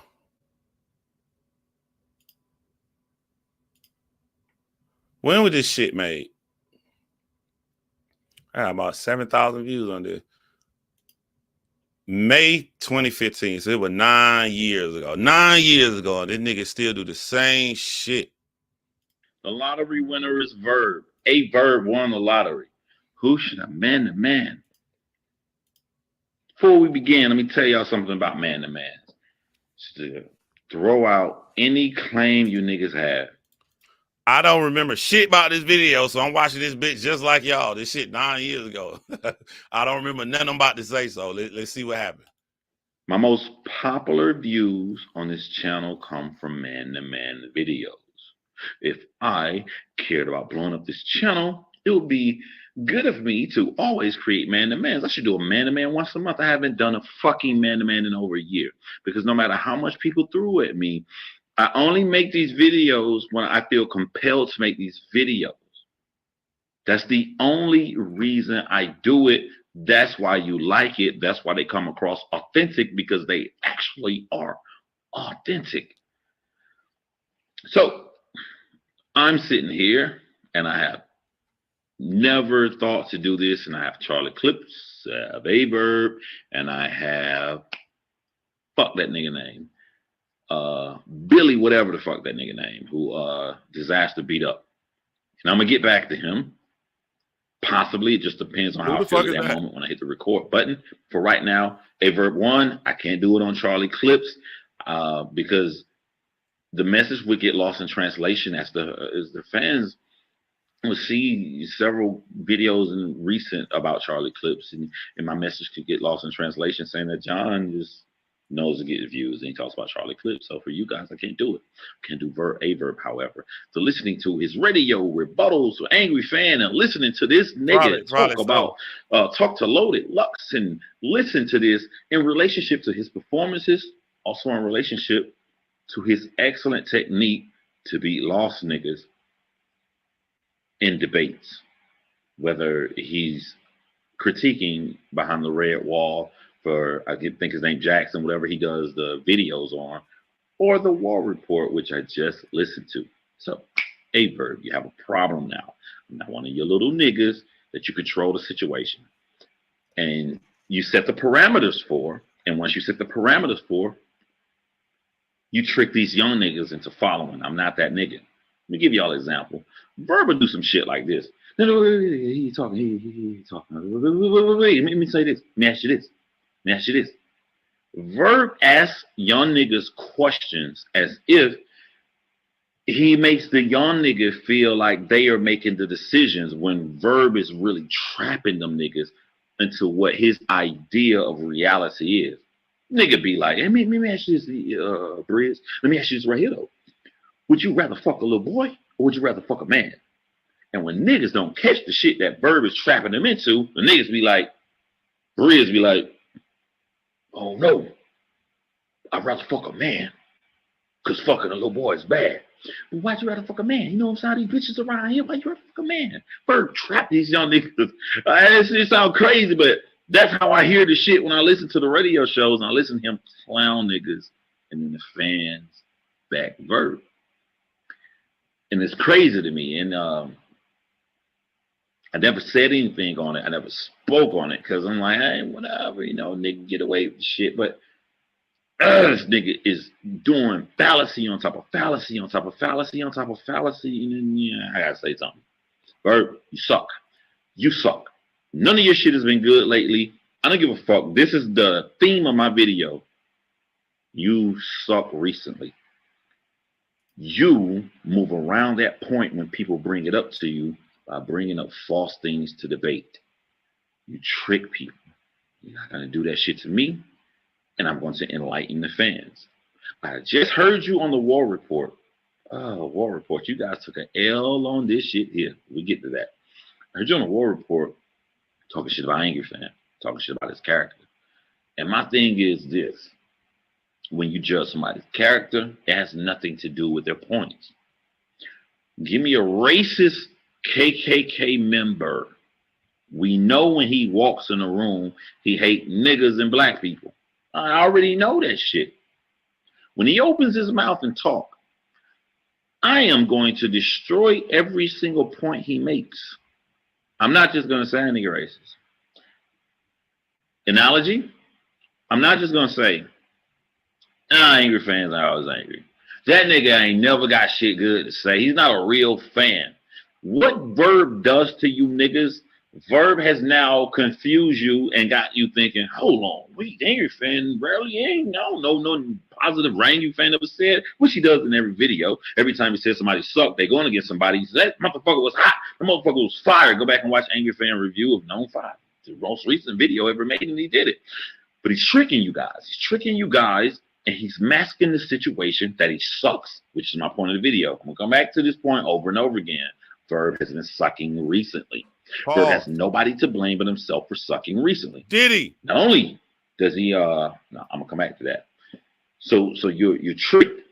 You're out here looking at Angry Fan, and he's the master of ceremony. What I talk about in my videos, he's controlling the situation.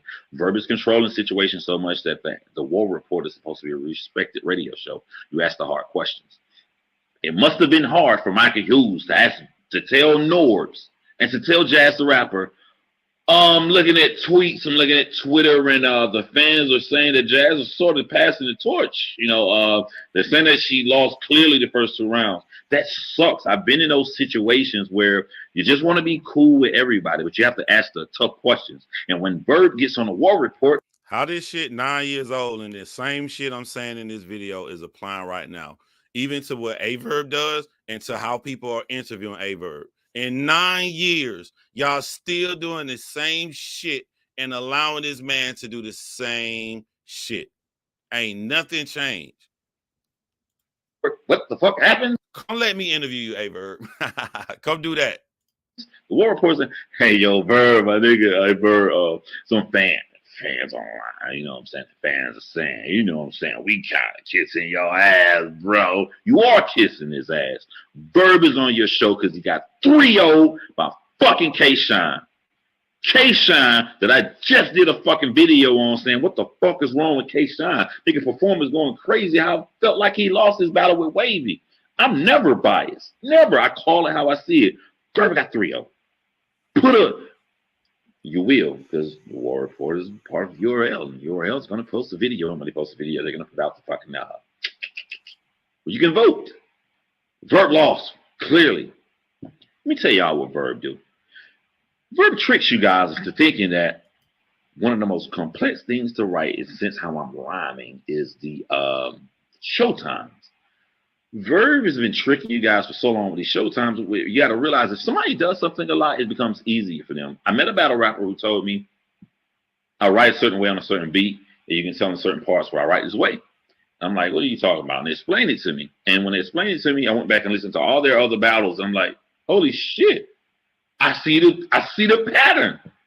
Verb is using the same pattern because it's easy. Because he's always done slow time.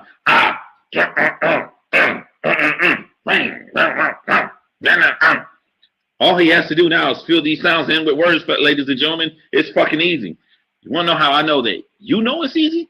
Because you, as the fucking fan, when he says, now it's showtime, it becomes so dead and stale. We're not talking about his actual words. We're talking about the 5 seconds it takes for Verb to say, so it's showtime. The fans are repeating it. They're repeating it, though. They're like, he'll stop. He don't say the word showtime. He'll say, so it's, and he'll turn around slow because he knows he hasn't earned the respect of the fans by saying hot shit before he does that. But when he says that, the fans are not as enthused, so they're like, showtime. Think I'm wrong. Go back and look at Verb Showtime in any of his last 5 battles. I don't say shit unless I can prove it. You're in the wrong space when you're on a man-to-man video. I'm going to call your motherfucking ass out. So it's showtime. Nigga Direct can do that shit. He better than you edited the shit. And this is why he doesn't win battles. The reason Verb doesn't win battles is because somebody always saves his ass. Who saved Verb this time from the K-Shine? 3-0 clearly that he tried to sun K-Shine on Total Slaughter and make it appear as if, oh my nigga, I got this in the bag. Jazz the Rapper versus Official. Hollow the Don versus Charlie Clips.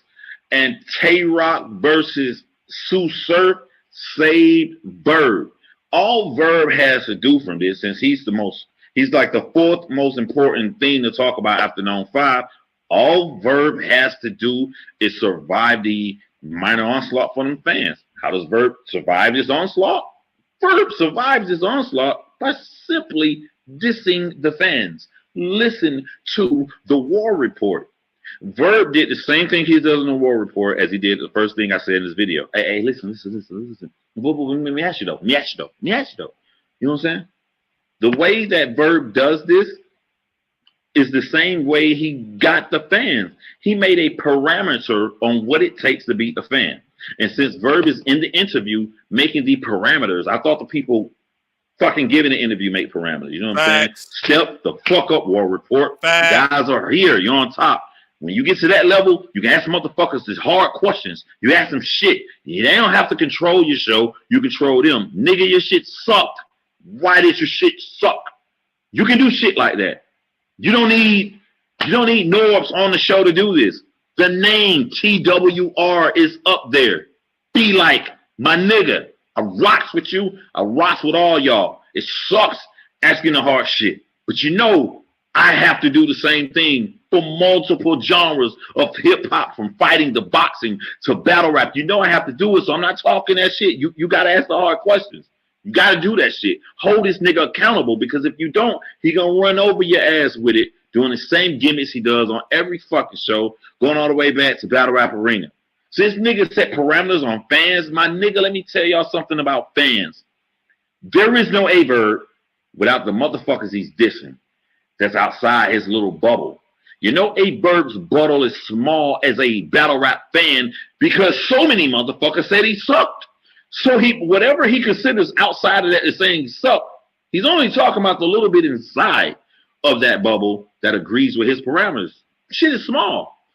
Call that nigga out on his bullshit. It's easy, my nigga. I'm going to critique myself to close this video out, but I just want to explore this idea just a little bit, you know what I'm saying? To help a nigga out. Verb, riots are an aggressive, more uncontrolled, situation that arises from a peaceful protest. You understand what I'm saying, Verb? Somebody, a cop, hits a black guy in the head with a gun, peaceful protest. This is wrong. A cop does this 8 more times, shoot black people, beat the fuck out of black people. What happens to progression? It's a riot.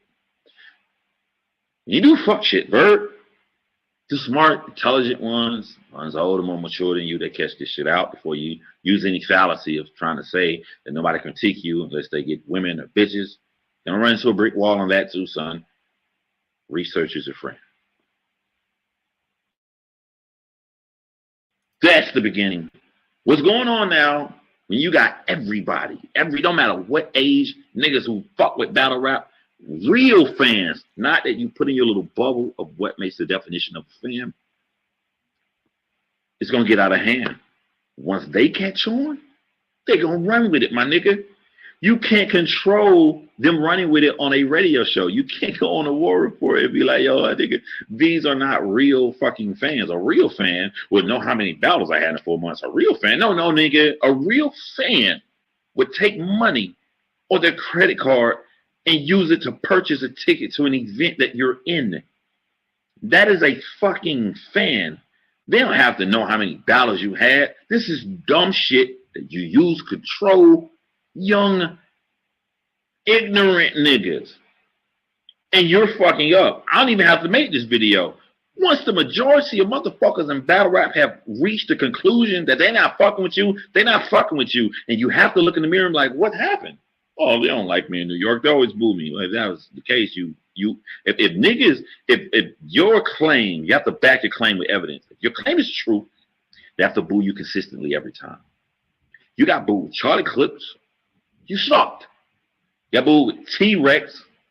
I think you did better in that than niggas gave you credit for. And in saying that, I think you lost all 3 rounds. You came back and you didn't get booed. You told niggas that you was gonna get booed against Goods, and they didn't fucking boo you, nigga. They was receptive of you. So this is your peak. Booed. I'll make sure I get on camera. Booed. Jump up, they're not booing you. They like Verb. They come down, they're not fucking with you with K-Shot. Now we're gonna talk logic. If you didn't go straight across, if you went up and you came back down, you have to ask yourself, what did I do as a Verb to go up? What did I do as a Verb to come down? You have to figure that shit out, and you have to use that to come back and do better. You can't go, got 3-0 and King of the Dot. Nobody gives a fuck about King of the Dot. Because this is some real shit. They say if it ain't on URL, it don't count. I don't think shit is black and white. No pun intended like that. I really feel like you can get peppered down. You lose on URL, you come straight down. URL fans can pepper you down. Like, hey, you lost that? They'll say, you lost that against goddamn Caustic, nigga. Like, they can pepper you down to where if you could have lost on URL and been all right, but you've been peppered down so much, once you get that loss on them, going straight down. You did that shit to yourself. You did that shit to yourself. And the reason this happened to you is because you're the master of controlling lost niggas in interviews. You're the master of running interviews and having people listen to what you say. And the problem when you put up that facade is that it's masking what's really underneath. And what's really underneath is that your performances are sucking. I'm done. I told you at the end I critique myself.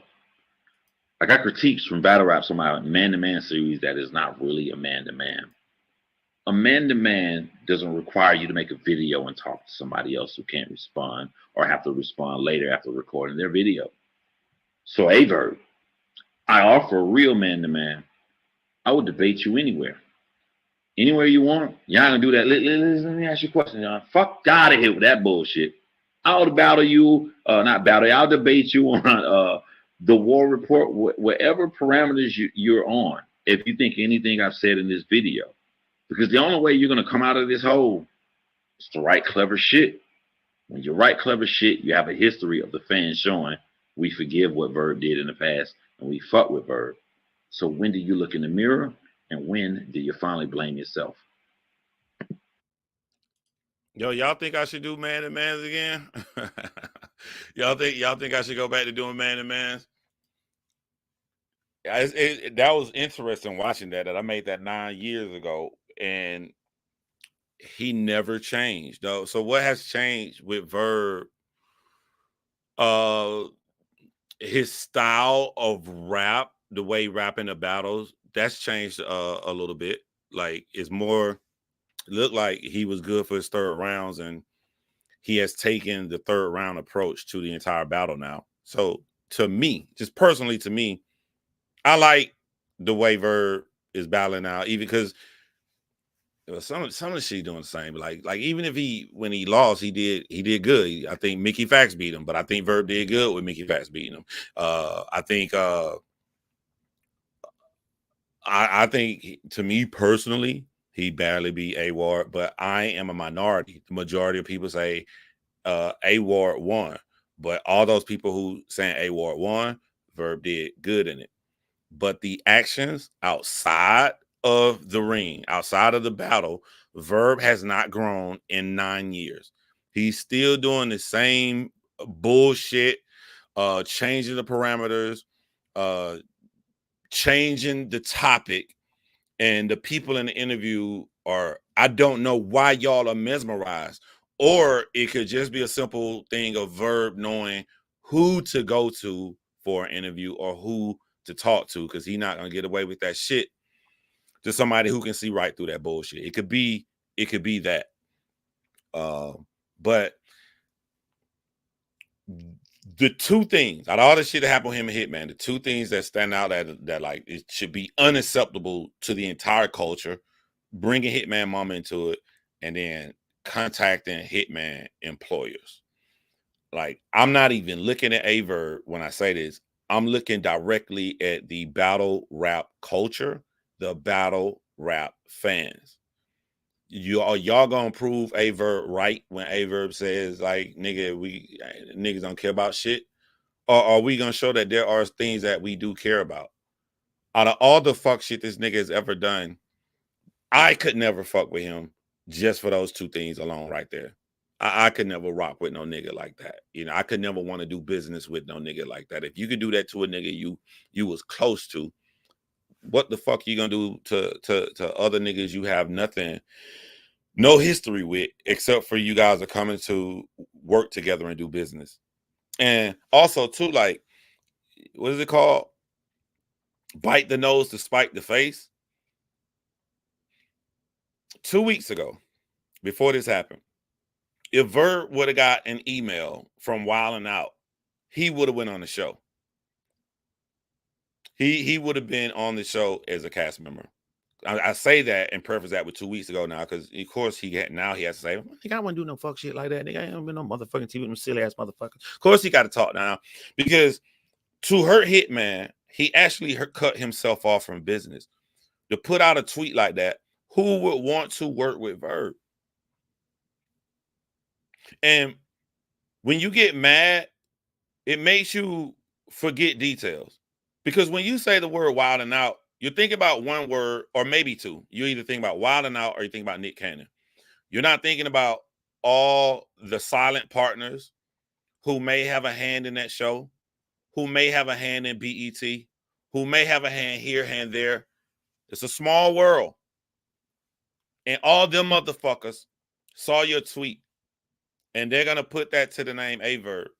So you may be thinking, oh, I got this deal over here I'm supposed to deal with Buddy, but Buddy got a partnership with this guy, and this guy got a partnership with Nick Cannon, and now they don't want to fuck with you.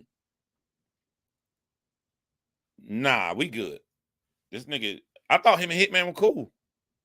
Why he tagging us to not do bit? Hell no, fuck that shit. You don't know how many people not named that you have cut yourself off from doing legitimate business with. You're approaching 40 years old. You're approaching 40 years old. You have cut off yourself from going to multiple platforms in battle rap by getting into it with multiple league owners. So in the industry you're in, you have limited yourself to where you can go to get a check. And you don't know how many people saw that fucking tweet who are in important situations and important seats that know this guy, that know this guy. You fuck yourself trying to fuck Hitman. All of this because you didn't want to do a fucking one-on-one. All of this. So you consider yourself a master manipulator. You're so masterful that you manipulated your fucking self. Oh, that's my piece. Drake. Say Drake.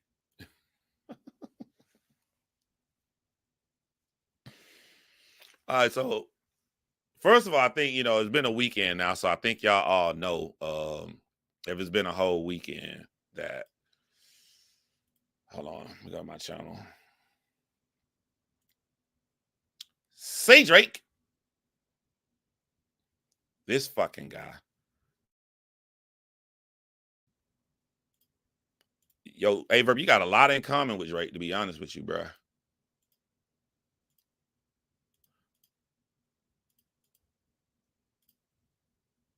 All right, so it's been some time, so I'm quite sure y'all caught the correlation of the photo from the Kendrick Lamar thing. It was from Mila Jovovich, who pretty much did what Aaliyah did. You know, Aaliyah ran off and married R. Kelly. As soon as her parents found out, they privately had it annulled instead of having R. Kelly arrested. Mila Jovovich married a grown-ass man when she was 16 years old. Her parents found out about it and secretly had the marriage annulled. I don't know. I'm not sure if he went to jail. I think it was something. I think he did go to jail. I could be wrong, and I think I read that he did go to jail, though. So that's why Kendrick Lamar put this in the video. I'm going to tell y'all something about Kendrick Lamar, man. The advantage that Kendrick had over Drake. And he is the only person I've seen be like this. He's going to have the advantage over pretty much anybody. And that's his patience. I don't know if Kendrick Lamar is covering himself so well he feels in the raps that, like, hey, if they figure this shit out, cool. If they don't, cool. But he has never gave any clue to what he was doing. So either when he does something this deep, because think about this, their videos came out breaking down Not Like Us video within a day of the video coming out. And you go to these channels that no one broke this down. No one. Only time people looked at this, they said he's doing push-ups. They counted his push-ups 17. I think that they're reaching in that. But Kendrick Lamar got with his team and to set this up. This is real. Look at the fucking speakers on top of the speaker. This is real. This really came from Mila Jovovich. But even when Kendrick Lamar sees that everybody has already broken down everything in his video, he has to look at that and go, like, they didn't even catch this. He still didn't put out any clue. One of his greatest assets is either his patience or his trust in the fans. And now I'm leaning on towards it may be his trust in the fans, because in Not Like Us, he basically told Drake, they're not dumb. Kendrick Lamar trusts the intelligence of the hip hop culture and audience. So now when motherfuckers go back and be like, hey, y'all reaching too much and looking too much and shit. Normally I was like, yeah, y'all giving that nigga way too much credit. Yo, some of this shit is crazy.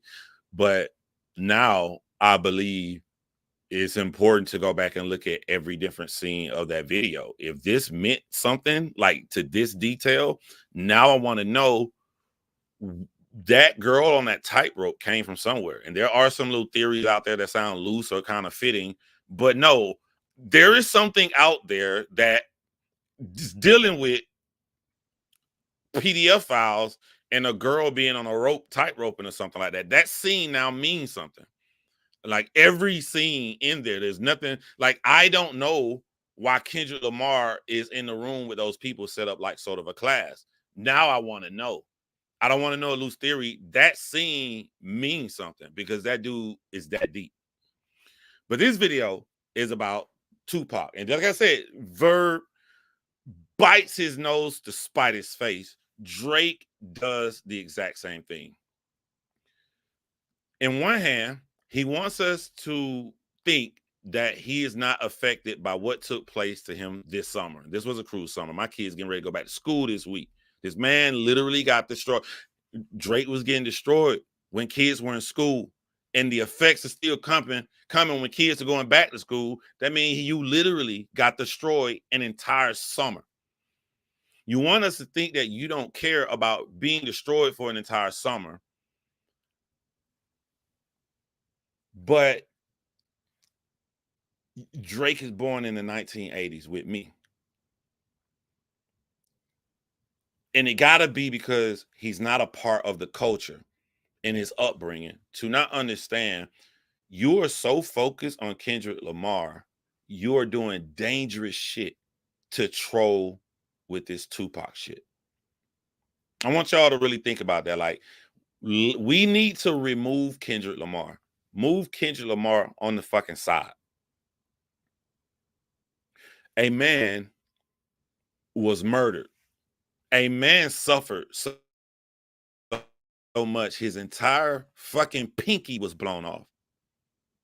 They took a saw to his chest and they removed an entire lung. People walked inside of that room and saw Tupac laying there for those 5 to 6 days and saw him suffering, saw him in pain. Family members. There's a group of friends that smoked ashes. The importance of how big Tupac is to the culture. Remember, Kendrick Lamar is gone. We moving him to the side. We just talking about Drake and Tupac. I cannot imagine how much Tupac is loved on the West Coast, because if I'm born 1980, when I died, Tupac was 16 years old. This man was massive to a 16-year-old in Macon, Georgia. Massive. You can't study hip hop. You can't look into the culture and not know how big Tupac is. But there's so much hate from what Kendrick Lamar did to Drake, while he's trying to get us to think that he don't give a fuck, that he continues to use the death of an icon and legend and still expects to be loved. What do you guys think the Tupac estate? The Tupac estate don't give a fuck about Kendrick Lamar that well. They probably think he a cool dude. The Tupac estate loves Tupac.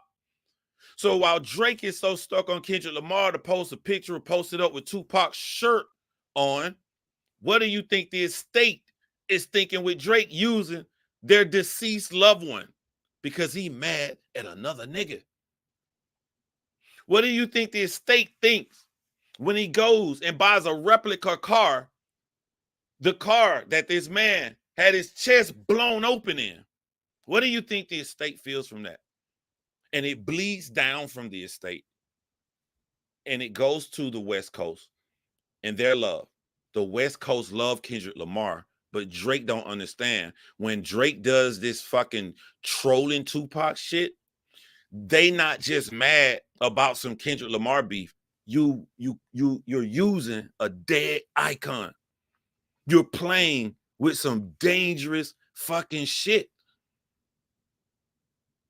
It then went from they think that you like the little nerd nigga. You know, we got our little nerd nigga Kendrick. We believe in our little nerd nigga. He'll take you out. And when I mean take you out, I mean that Kendrick was gonna have a rap fest against you and he gonna have a better song.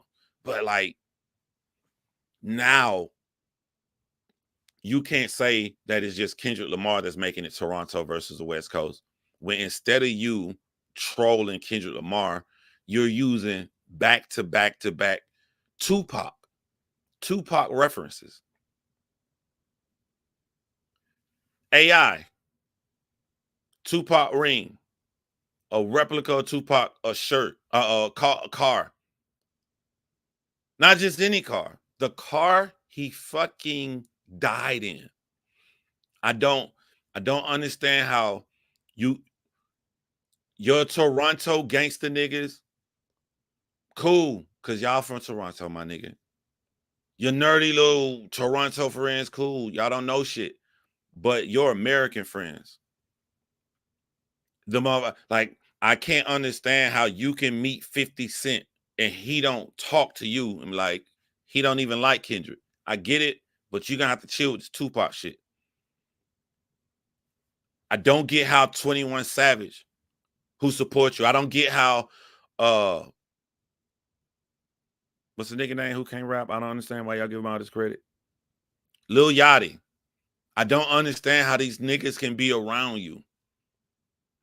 You can't, and fuck Drake. Yo, 21 Savage, Lil Yachty. Y'all can't be in the culture and side with a nigga and you watching this shit. This Tupac shit has nothing to do with Kendrick Lamar because you're doing it because of Kendrick Lamar's love for Tupac. My nigga, it ain't just Kendrick Lamar who has love for Tupac Shakur. It's not just Kendrick. You're mad at us, Drake. You're mad at the hip hop fans and the hip hop culture. So you want to hurt us. If you try to hurt us, you're showing you was never a part of us, because if there was any real admiration and love for Tupac Shakur, you would never go down this right purposefully. Your AI song could have been a mistake, but you have now fucked yourself. It could have been an innocent mistake. My bad. You know what I'm saying? I was just trying to apply pressure to Kendrick to show, the legends. Tupac's the legend. Snoop a legend. I get it now. I can see how that was a bad move. But when you come back with the ring to spite Kendrick, when you come back with the shirt, when you come back with the car, it's no longer a mistake. It's you blatantly showing your disrespect to the hip hop culture, which literally makes you an outsider, which literally shows what Kendrick is saying about you is true. Nobody has made Kendrick Lamar more prophetic, more than your direct actions after the beef, which people looked at. Jay-Z lost to Nas. After the beef, he goes on the radio show. He apologizes to the fans, the hip-hop culture. He didn't say a direct apology to Nas because he know how the hip-hop culture, the fans looked at it. He took some time off, came back with the Blueprint 2. He don't get credit for this, but the song he made about Nas in the Blueprint 2 was good. It was a great fucking song. He broke down the contradictions in Nas or whatever. It didn't go with the beef because it was a year later. The beef was already decided. Nas won. Nas came back on the second album, God's Sign, took shots at Jay-Z. Jay-Z did that song against Nas. That's not a part of the beef. But if we look back on history, you don't know how shit is going to age. People didn't care about the song Jay-Z made about Nas that year later on the Blueprint 2, but it has aged very well. You go listen to it, you can be like, damn, the nigga was snapping on it. The moves that Jay-Z made, the big, most popular guy against the nigga the culture loves the most, that makes positive songs for the black community, Nas. It's the same shit. You the popular guy. Kendrick Lamar, the guy in tune with the culture that we love the most. Both of y'all lost to those kind of niggas, but you the only one who moving. Like, you have a disdain for the culture that made you a successful rich man. When your first choice, you actually failed at. You actually failed at. You said how low the checks you were making in the Degrassi show. You get a look, you get to fuck some hoes. I'm on TV, but you weren't getting paid. It didn't change your life, my nigga. You was driving an Acura. What made you hundreds of millions of dollars was us. You can't go on an interview in the future and say that you are a part of us if you are angry at us and distance yourself and put down our dead heroes that was murdered and had their life taken away from them.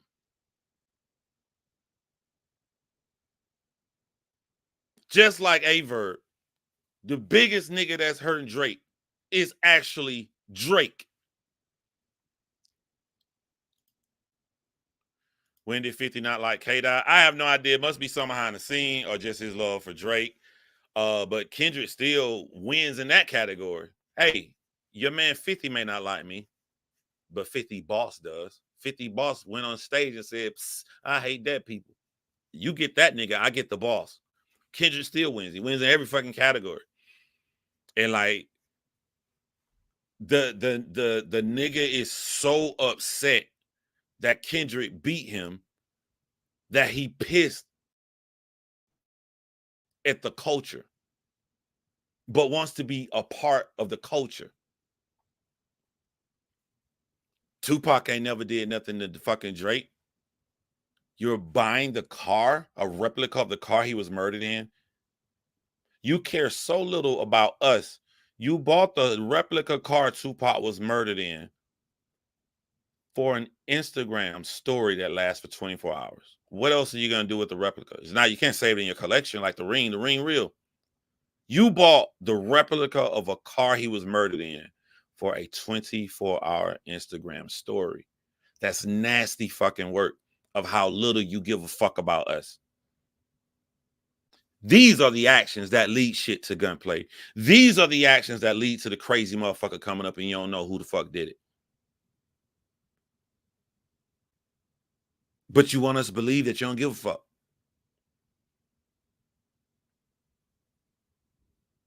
What's the difference between you, Drake, and the youth of Chicago or Jacksonville, and they come out here and they make songs picking on their dead ops? As much as I don't like that, I can understand it because it's their op. Tupac was never your op, Drake. Tupac was never your op. Your op is Kendrick Lamar.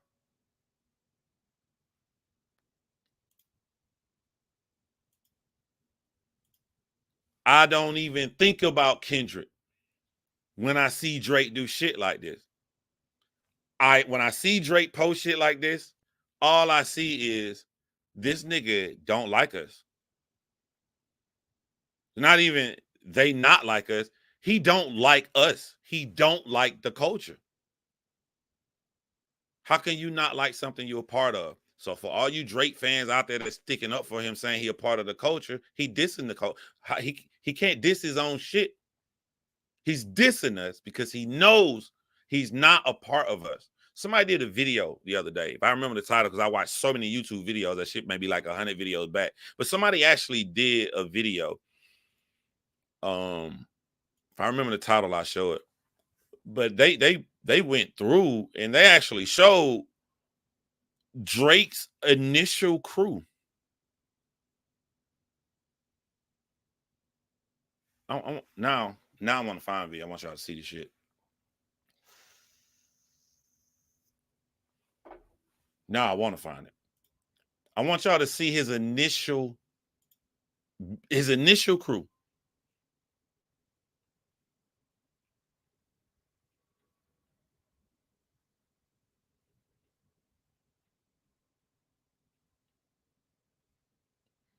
Yo, I'm looking at my history of videos I watch, and in it is Cassidy versus Freeway. I just wanted to see. I watched this the other day. I want to see how much it aged, and like that's one of the most embarrassing moments ever. And what makes that shit so bad? Just keeping some conversation while I look at it. I think it's Kendrick Lamar trying to warn us about Drake. This may be it. I think I found it, y'all. But what made that embarrassing? I can't stand this lady named Tisa Tales, boy. Tisa Tales got the greatest thumbnails and greatest titles. And once you click play, it's a trap. You stuck there for 30 minutes as she fucking rambles and don't say shit. And she blowing the fuck up off it, boy. If you looked up anything with Drake and Kendrick, Tisa Tales came inside your shit. I look at a video title or some shit like, oh, this gonna be a good video. Oh shit, it's her. I ain't watching that shit. I'm not watching that bullshit. All right, let me see if this is it.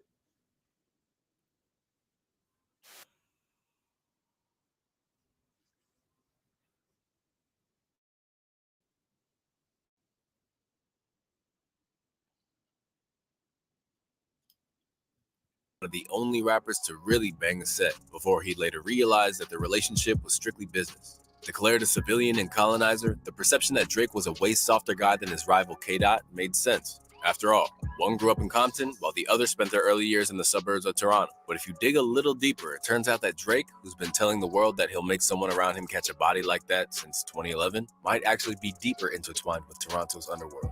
And when you dig even deeper, it looks like Mr. No New Friends has a whole new entourage these days, and that's a far cry from the crew that he used to roll with. Yo, like this video right here literally shows everything that Kendrick Lamar was saying. Like this nigga,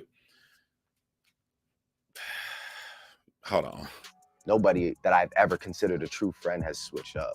But these like fly by night people that you just come across, they're all not to be trusted. But to paint a picture, we need to take a look at Drake's original crew. Back when Drake emerged on the scene, his friends, which consisted of Obi O'Brien, 40, OVO Ryan, Oliver, Future the Prince, and Chubbs, were easily identifiable.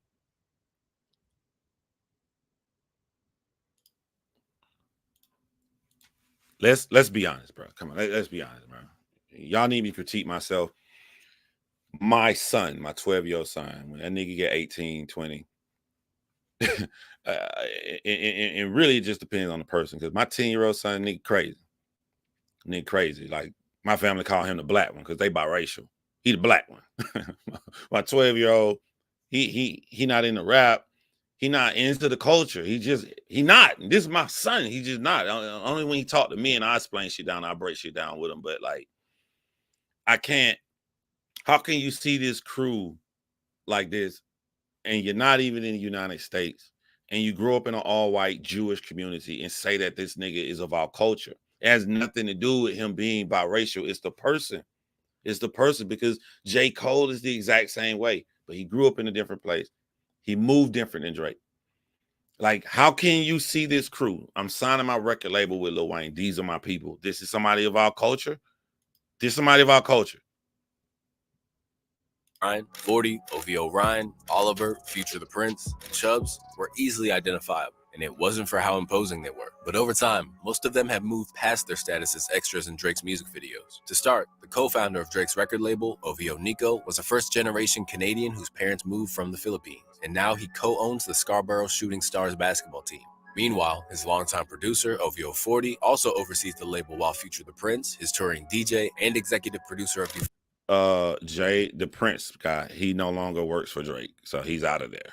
Euphoria serves as his manager. From the outset, these men seemed like genuine friends, and much like Drizzy himself, each of them were outliers in the hyper-masculine world of hip-hop, as they were far more soft-spoken and honestly, kind of bordered on nerdy. Me and Drake got together as friends. We were in a small city, Toronto. It's not a small city, but it becomes a very small city, and it was a small scene at that time. We got together because we were both young and being progressive and doing a lot of great things for our city. Over time, these men took on various leadership roles in the OVO framework, while others found themselves on the outside looking in. For example, Obi O'Brien was once seen as a promising rapper in his own right with tracks like...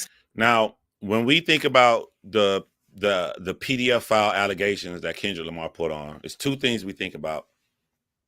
Waka, which I think is funny that Kendrick Lamar gave this nigga an Italian nickname. You know, I'd Italian be like, yeah, it's 2 feet Tommy. That nigga name is Waka with the weird case. Kendrick gave that nigga an Italian nickname. We think of Waka with a weird case. And to leave out all the crazy shit, I'd be here all day talking about Drake and the little young girl shit. But the major one is Drake. The girl told Drake she's 17, and we got evidence that after he knew this, he kissed her right in the fucking mouth. Nasty work. Them the two. Now watch this shit. Watch this shit, and like, you Drake fans gonna be like this. Yes, it was right for Kendrick to say this shit when he talking about the OVO crew, when he putting all those stamps on those PDF file stamps on top of Drake home. It's not just Waka. Steve Nash and 2 On featuring Drizzy himself, but allegedly he got caught up with the feds on drug charges, as well as allegations that he, along with another former member of Drake's circle, might have been talking to underage girls. That man was OVO Ryan, Drake's real-life cousin, who was completely cut loose from the crew, accused of interfering. So that's 3 guys right there. Waka, both of them niggas. Hey, Drake fans, where you at? Any Drake fans in the building? 3 niggas in OVO. 3 niggas. 3 niggas. And the leader of them, Drake, kissed the fucking 17-year-old. Now sit up here and tell me that ain't the angle that Kendrick should have went with. Sit up here and tell me he pulled this out of thin fucking air like Drake did, saying that Free is the father of Kendrick's son. With Johnny Manziel's career by always, quote-unquote, bringing the party, he was allegedly called out for bringing underage girls to the Yellow Estate, as well as being a degenerate drug addict. Over time, the proximity to success went to Ryan's head, and Drake cut ties completely with Drake. So Ryan bringing young girls to the party. We got from What's the Dirt on the boat shit in the party Drake had. Drake got a whole bunch of young girls that he had at the party that he totally cool with, that he going into the bathroom with an underage girl and another underage girl spilling shit on his shirt Why the fuck are you going into the bathroom with teenagers? Drinking at your party. This is nasty work from a crew. It's Drake and a crew. It's not because some Walker guy got one little case no more. It's a whole fucking crew of nasty work niggas. Drake seemingly referencing him on the track Losses. Then we have the head of Drake's security, Chubbs, shouted out in the Thank Me Later liner notes where he said, "Thanks for risking your life every day to ensure my safety." Chubbs was a one-man army at the outset of Drake's career. But even with Chubbs ready to risk his life for Drake, this wasn't enough to deter rappers from treating Drake like the soft kid from the six and essentially bullying him. Because of this, Drake was on the receiving end of violations that have since become the stuff of hip-hop legend, like the time a friend of T.I.'s urinated on his leg in a movie theater. The wildest I've ever seen before in my life. All right, have you ever wondered how producers or DJs are able to separate the backing vocals from a song's instrumental, or how they're able to obtain a certain sound effect? Traditionally, when you try to sample a part of a song, you would need to isolate the particular part you need and pray there were no other instrumentals or sounds layered on top of it. Let me ask y'all a question. I'm trying to give Drake the benefit of the doubt. So I try to ask myself, what would it take for me not to punch a nigga in the face that peed on my leg? And I had to, I'm gotta be honest with myself. Like, what would make me not immediately try to knock this nigga the fuck out? It had to be throwing up on yourself level drunk and you getting up and you so out of it, you think you're in the bathroom and a little pee got on my fucking leg. But I know even in that situation,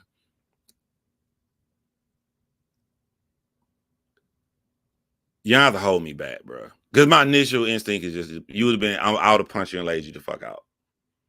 Soon as shit with the time. I'm trying to give Drake the benefit of the doubt of like how nothing could happen. But I don't know if this situation, I don't know if the nigga just got upset with Drake and like, fuck you, you bitch ass nigga, just pulled his dick out and peed on him. But I don't understand how nigga can pee on you. Seen before in my life, but I ain't had no malicious intent. I don't see how it could ever be taken as a yes. I don't see how it could be. That would be T.I., you from where I'm from, you lying, nigga. Love you, but you lying, nigga. You don't see how putting it out publicly that your homeboy peed on Drake could be looked at as a diss. Come on, T.I. Someone allowing their emotions to manipulate them, if so.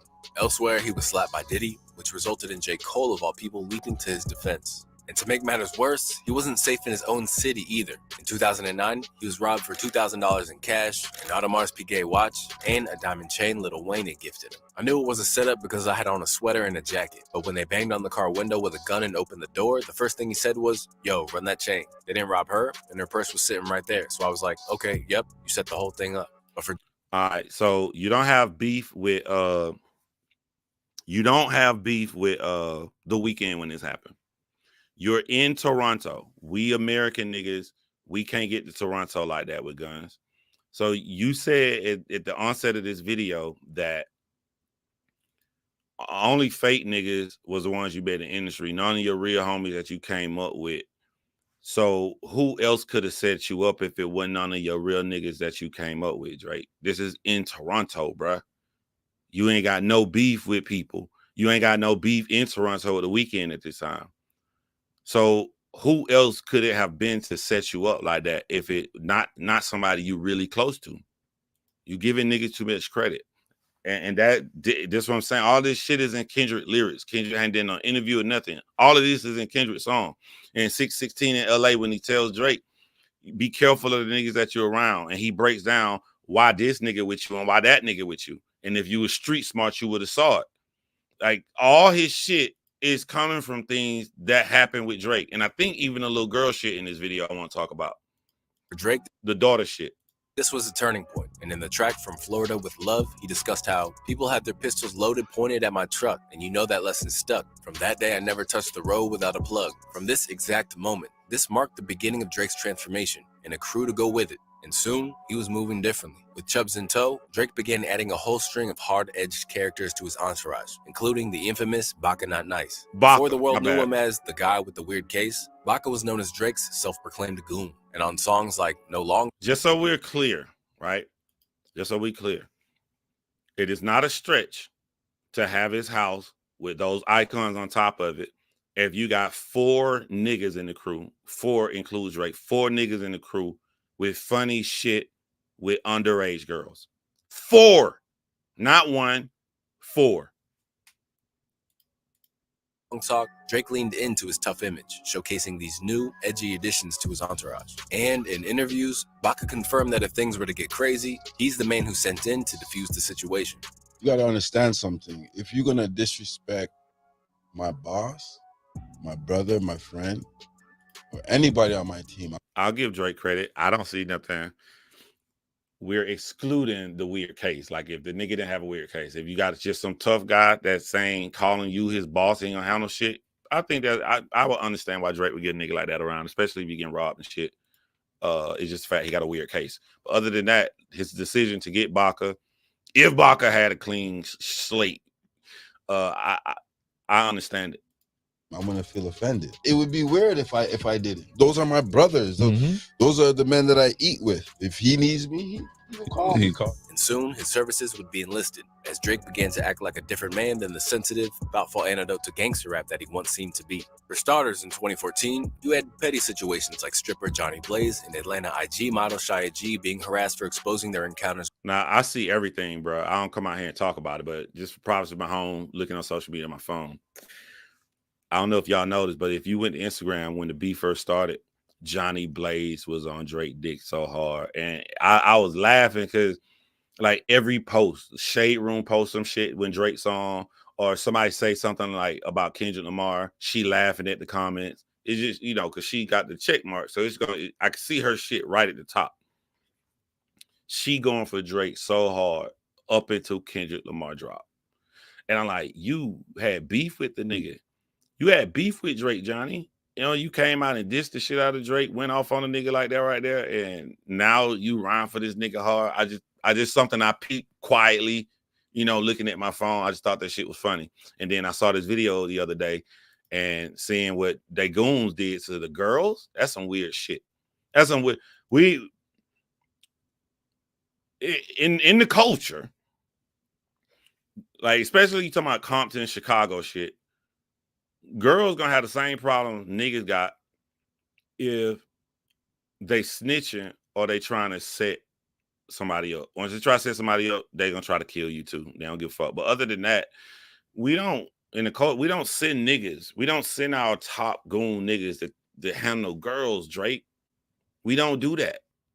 That's not a part of the culture. I don't know no situation where you know you fuck a bitch and she say she go around talking shit like women do. And I call my goons to go with her. This seems like an action of someone who's trying to imitate a culture that they're not really from. You don't send your goons out at the chick who upset about y'all fucking. With Drake. In Johnny's case, she said it began with heated text messages from Drake before it progressed to members of his entourage banging on her door and threatening her life. As for Shia, her crime was simply showing off Drake's affectionate side, as he'd allegedly bought her designer bags. On top of incidents like starting fights with Chris Brown. Who sends their goons to a girl because she told people that you bought her a Birkin bag? Again, it's the little shit that he does to show like you are imitating a life that you don't really know nothing about. Drake's newfound confidence led to incidents like producer Detail, who was offered the executive gig on Drake's album, being assaulted for refusing to exclusively produce for Drake. Supposedly, he arrived at Drake's home at 2 a.m. under the pretext that they were going to hop into the studio. And at this point, he was allegedly jumped by Chubbs, who left him with a broken jaw. I will beat all your ass, including your Chubbs, apparently. All right, now, I hope y'all catching what I'm catching. Like, there is a drastic line in the road from the beginning Drake in his first 2-3 albums, and then Drake after that. Pretty much around, if you're reading this too late time period, to now, if you just think about what he did to get this producer beat up. Because the producer wanted to work with other people. You a little boy. You learn a skill set. You're poor. You save up your money, you get better equipment. You're honing all of your skills and hope one day that you make it. And some other nigga don't give about you or your life at all. That if you just want to do something innocent that all producers do, which is work with multiple people and make beats for multiple people, this would be crazy But I understand it more. If the nigga want to be working with you and then go make beats for your enemy, he not even talking about an enemy. He's just saying he make a beat for anybody else. Drake grew up in a white Jewish community. Mr. Nonviolent ass has done a 180 on his personality switch and don't know when the proper way to be a boss. So he's just imitating a lifestyle. Go beat that nigga. Y'all go beat up this girl right here who she shouldn't have said I bought her bag. Oh, he want to make a beat for something. Go beat him up too. How is this not a fake ass nigga? How is this not a fake ass nigga? He said amidst the beatdown, I don't give I will hit you again. Do you think Drake is soft? You think Drake's a punk? Detail says he was so badly hurt he couldn't work for a year, TMZ reported. He asked Drake repeatedly and in vain to cover his medical expenses. And when Drake refused, Detail sued. Unfortunately, he wasn't even the last former music collaborator to be on the receiving end of violence, because in 2016, Toronto rapper Mo G spoke out about OVO's business practices, claiming that he hadn't been fairly compensated for the work he'd done. Have you ever heard in the history of hip-hop a man his creativity and helps make Billboard hits but doesn't get paid $1 for it, one credit for it? He's stuck in the hood. That doesn't make sense. Oliver's a snake double-headed.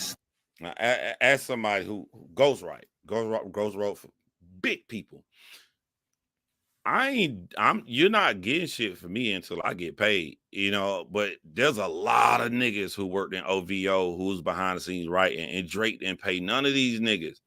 Think about that kind of audacity. Help me make this hit. What's his name? The most famous ghostwriter for Drake. What's his name? Fat guy, one leg. Somebody type his name in the comment. That nigga ain't got paid. How does Drake make up with Meek Mill, but don't make up with this dude? He just wrote for you and was trying to sell himself to write for other people. Now, I'd have been pissed that the nigga gave my shit out, but I know why he gave it out. He gave it out. He's trying to look, I'm not just some guy off the street. I've ghostwritten for big people. Look, I ghostwrote for Drake. He's trying to use the song he made for Drake sort of as a resume to write for Meek Mill, who at one point wanted him to do it, which is kind of hypocritical of Meek Mill. But like, how do you make up with Meek Mill and don't make up for Quentin Miller? How does that happen? I can never just have some nigga work for me. I'm not gonna give him no money. How the fuck is Quentin Miller name literally listed on something and he not being paid? I would just go, boy, Quentin, you stupid not to get no lawyer. The evidence you got, you can get a lawyer and you ain't got to pay him. He just get paid once you win this lawsuit. Like, how is this? But Drake, I'm gonna get this nigga. He gonna come in, he gonna write him work for me. I'm not gonna pay him. And if he gets mad, we gonna beat his ass too. This nigga Drake then turned to fucking Debo when he not built like that. This nigga then turned straight up. This is the biggest 180 I've ever seen. Snake.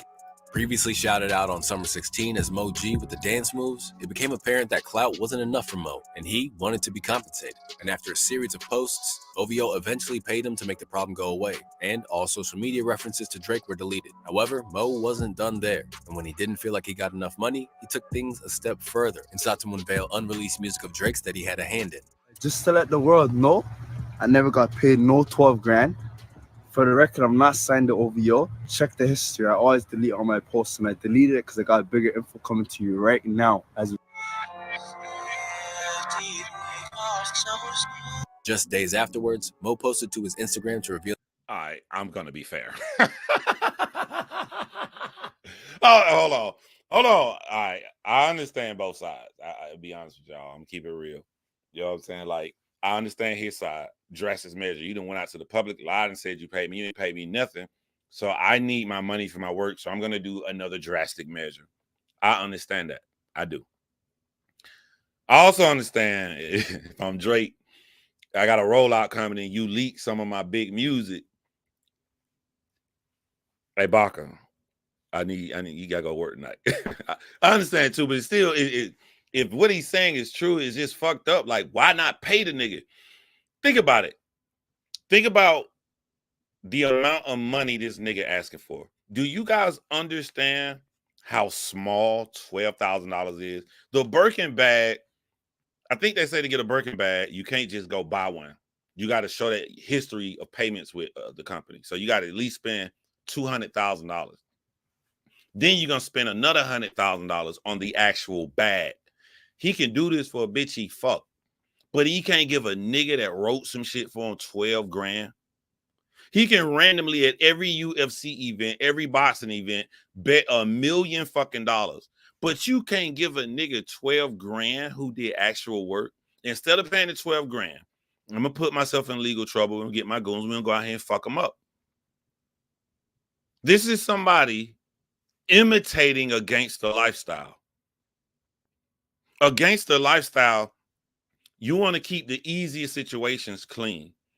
To keep a situation clean as a gangster is just easy to pay the nigga who did the work a little 12 grand I don't give a fuck about, instead of going to these measures. These measures are when an extreme example needs to be put on a nigga for no reason. But there is a reason. You ain't pay the man his money for writing for you, Drake. That he'd been on the receiving end of an assault and that he had been hospitalized, claiming that this is what happens when you speak from the heart. #dirty industry. And what's crazy, I remember when this happened, not the beatdown. I remember when this little skinny dude was coming out and was snitching that he wrote for Drake. I was like, oh shit, another one. And then I remember one point I said to myself, yo, whatever happened to that dude? He just came out, now he gone. Now I know what happened to him because I ain't heard from this nigga since. Since then, Mo G's momentum has fizzled out, and he's since claimed that he's essentially been blackballed from his own city. Dear fans, am I being blackballed? For the past 2 years now, Now watch how nasty Drake can be. This is some nasty work right here. Watch what Drake do to this nigga. Banned from 99.9% of studios in Toronto. I'm banned from all clubs. I'm banned from doing shows. I'm banned from doing appearances. And when I get lucky and find a studio, engineers salt up my whole thing. They turn up the headphones, up on full blast on some haters, and they... Fam. Think about that. Think about that, fam. All right, I thought I made it to the promised land. You know, Toronto on the map. The nigga that puts Toronto on the map, Drake, I wrote for him. Shit turned out horrible. I got my ass whooped. All right. All right. You know, I'm going to work hard. Let's start from the bottom. Fuck it. If I got up to Drake, that means I got the ability to get up again. We're going to start from the bottom. Let me take this little money I say and go to the studio. Get your motherfucking ass up out of here. Bitch, you can't come here. Damn. All right, these must be Drake people. Let me go to another studio. Get your motherfucking ass the fuck up out of here. I can't go to no studio. All right. Fuck, I need some bread, bro. Let me just try to do a couple of shows to get my money back up there. And maybe I can go to goddamn fly to another city or some shit. You can't come in this motherfucking studio. You can't come in no studio. You can't go in no studio. You can't do no fucking shows. You can't go to no club. You're dead. You're dead. Drake killed this nigga. Killed him. He had to get a passport and move to fucking America. Well, we got tons of studios and shit to do here. He can't even start over. And what was his violation? His violation was he wrote for Drake. That's it. This is some Verb level nasty work.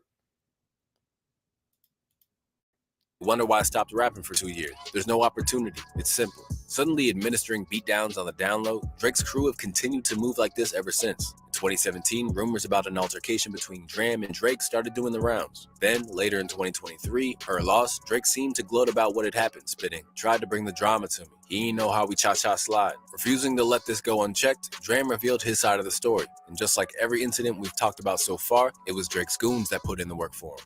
Somebody tell Drake to shut the up about that, man. 5 years ago, never even touched me. I pressed his ass.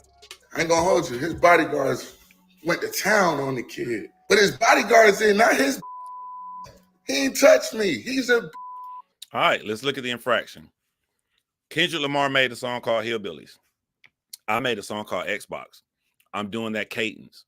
For half of the song, I'm doing the Kendrick Lamar cadence. Killing it, dog. I'm ripping that shit. What?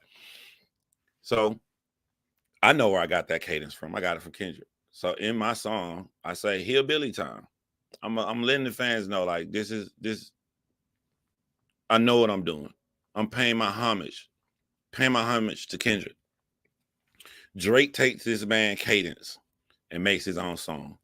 He didn't write the song. Drake just took his cadence. For this, Drake get his bodyguards to beat this shit out of the guy. You were not raised like this. You were not born like this. Drake said only time in his life he got into a fight, he got jumped and beat up in high school. How the fuck you go to an all-white Jewish school and get jumped, my nigga? You got jumped by some little white Jewish boys, Drake. That's the only violence you grew up. You are not street. You're not built like this. Now all of a sudden you do a 180 and you just big mafia nigga up in Toronto. You know that. Emboldened by his street ties, Drake soon started linking up with individuals from the Reps Up label. Man, ask y'all nigga, how the fuck y'all be letting nigga get that close to y'all? How? Bach ain't doing no show by himself. Bach or them around, that means Drake around. Drake is so huge, you know when Drake can't sneak up on you. How the fuck are y'all getting caught by Drake guys? How? And why the fuck are y'all always by yourself? Including G-Way and Galloway Boys Gang members like Gilla and P. Rain, as well as the late Anthony Fifth Soares, whose death Drake publicly mourned on Instagram. Furthermore, he was known to have ties with people such as the Triple G Gang and Halal Gang. With that, he only grew even more cocky, resulting in Kanye West tweeting in December 2018 that Drake called trying to threaten me. The kid he had run on stage and Pusha's concert is in critical condition. So Drake, if anything happens to me or anyone from my family, you are the first suspect, so cut the tough talk. But Drake would do anything but stop and continue to play this new, well-connected life where he was desensitized to violence. Plus, courtesy of his ties to Jay Prince and Houston's Mob Ties crew through his early discovery by Jazz. Watch this shit. Prince, it was Kanye that would be soon backing down and asking to perform at a benefit show with Drizzy as Jay Prince stood menacingly in the background. I'm making this video to address the ongoing back and forth between. Tell me this nigga don't look like 3 niggas got a gun aimed at him off camera. He got Mafia, big Houston Mafia, got Jay Prince standing next to him like, all right, my nigga, you want your family to live? Get on motherfucking camera and say this. Now, this looks straight out of a fucking mafia movie. You got the head boss next to Kanye, making Kanye read this shit to be cool with Drake. And while you're trying to imitate fucking movies and cinema, you get 0 cool points for doing this. If you can do this and have a nigga like 50 Cent do it, you'll get some cool points. Get some real street niggas that you just standing like a ball. Kanye West? Kanye, who the fuck? How do you get cool points off forcing Kanye West to do some shit? It's Kanye West. It's Kanye. Ain't nothing street about Kanye.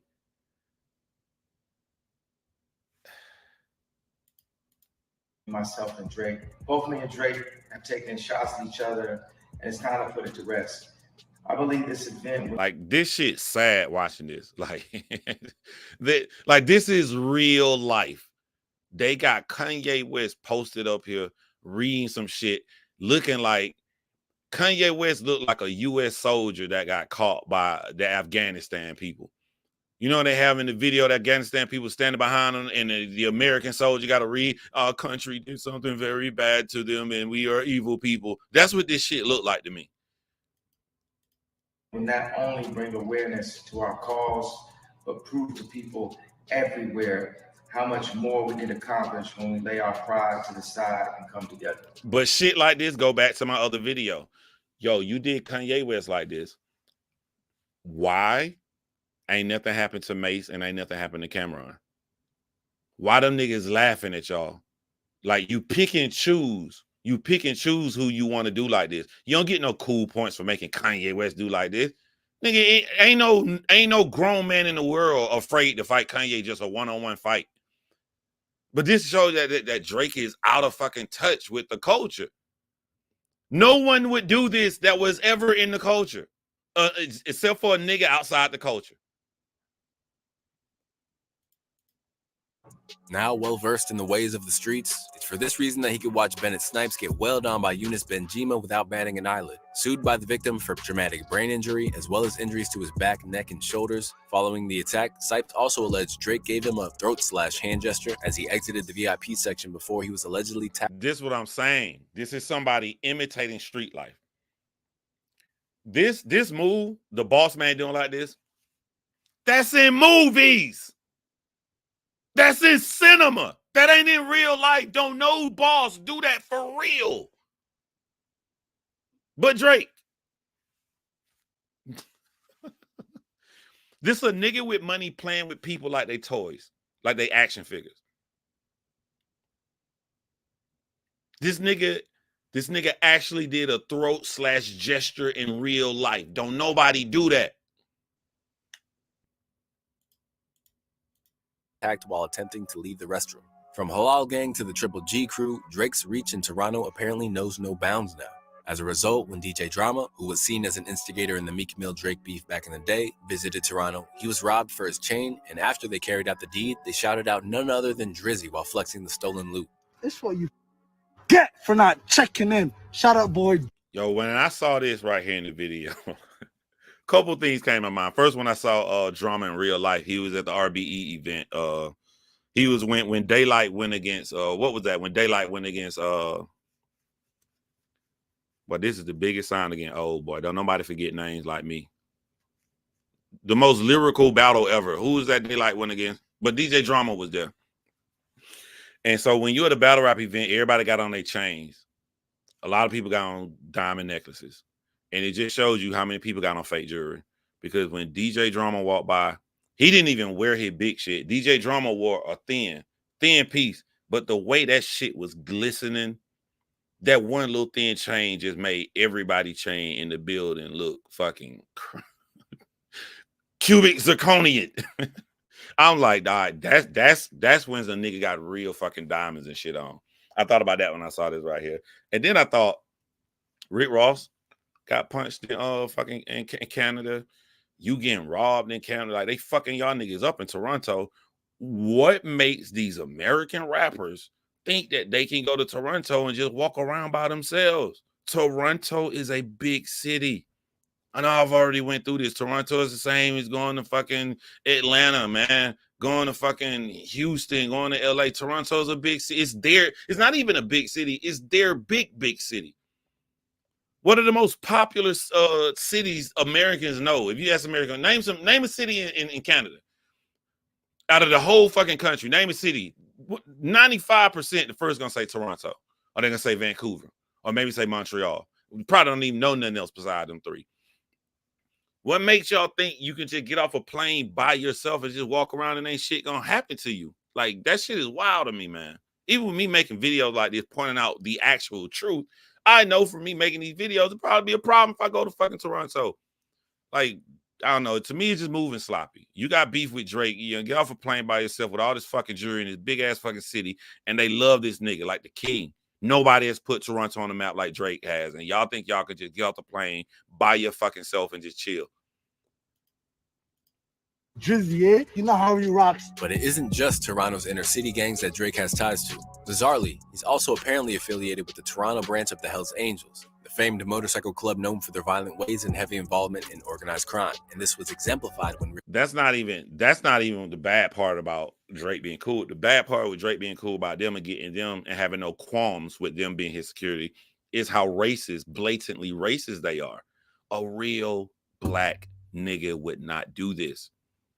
No matter how much security someone actually is of the culture, no matter how bad they down, or all they niggas that normally shoot for them locked up, Hell's Angels would not be an option from a nigga really of the culture. That's what I'm saying. The worst shit ain't Kendrick Lamar words, is Drake's actions due to Kendrick Lamar's words. Nobody is hurting Drake more than Drake himself. It's his own actions. Rick Ross recently slid through Toronto, playing Kendrick Lamar's Not Like Us. Immediately, he was confronted by Hells Angels members and jumped. Later, his DJ Sam Sneak was also assaulted. Then it was revealed that the man who carried out the assault was none other than Andreas Terazakis, otherwise known as Icarus. His father, Anthony Big Tony Terazakis, who was affiliated and spent time in prison for trafficking. Name me any artist in the history of hip hop that will go to a nigga like this for their security who's in a racist bike gang. Just one. Just one. Name me one. It's not a talking point. It is real life. Drake is not one of us. He makes some really good music you can dance to, bop your head to. Even some really great emotional hits you can connect to on the basis of bad dealings with females. That is true. It still don't mean you of the culture. You're an excellent imitator. And now you're playing a real life game. And now you've extended this to care so little about us that you're using our deceased icon who was murdered and had his life stripped from him as a pawn to get at another grown man.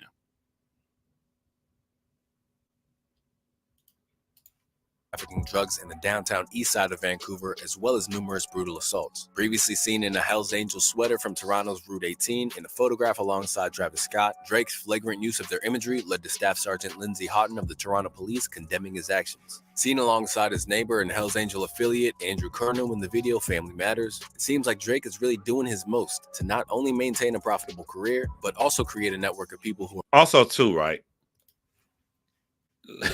If you understood this culture, even if you were to hire Hell's Angels, even if you were to hire them, you would have the foresight to understand that like this should be in secret. Go beat them niggas' asses without my involvement or my affiliation. But Drake is imitating something he doesn't know anything about, so he sees no qualms to make this public. I'm gonna put this in the Family Matters video. I want you guys to know that me, who went on an interview, who Charlamagne going against right now? Wilson. Forget the interview Wilson. Forget his first name. I went in that interview and I looked at the camera and I said, I identify myself as a black man. I didn't say that. Drake said it. While I identify myself as a black man, I want to go into the black culture and let the black culture know that I hired racist people to beat the shit out of y'all. It isn't the fact that I hired them. It's the fact that I hired them, and I want y'all to know that I did it. And you want to make an argument that Drake is one of us. were ready to slide for him whenever required and in any state. So when the Weeknd's manager Cash XO's house is shot up just days after the recent gunfire at Drake's mansion, which led to a bodyguard being hospitalized, it almost feels like he's hiding in plain sight. Similarly, when Kendrick's pop-out concert attendees Roddy Ricch and Schoolboy Q have faced sudden show cancellations and outright bans from Canada's borders, it really starts to put things into perspective. With Chubbs now being referred to as Capo today, which essentially means a captain in the mafia, it seems like there's a hierarchy at work with Drake. So Drake did a throat slash sign, come from the movies, and named his second guy Capo, who didn't grow up with any kind of mob ties. A song that he got that was written by somebody else. This is somebody who's trying to imitate something that he saw on television, and he making all the moves to do that. And I understand why people are not connecting with him. I'm a tiny guy. I don't have people watching me, whatever. Big platforms get a hold and put all of this together. Shit like this that's shared to the shade room or shared around where it's massive in the culture, then he won't be able to come back from that. He won't. And it would have nothing to do. Then Kendrick Lamar's song wouldn't be the thing that ended Drake. It would be the catalyst for Drake to start revealing who he truly is as a person. And then it would be Drake that actually ends Drake. It would be Drake that ends him. But his whole using Tupac Shakur shit, he not just poking Kendrick he poking all of us. He poking all of us. It's the actor in him. Yeah, it's the actor in him. Mafia movies don't always show the specific details and behind the scenes.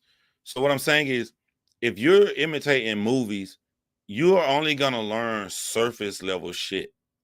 If you only know surface level shit, then you could never be fully prepared to protect yourself.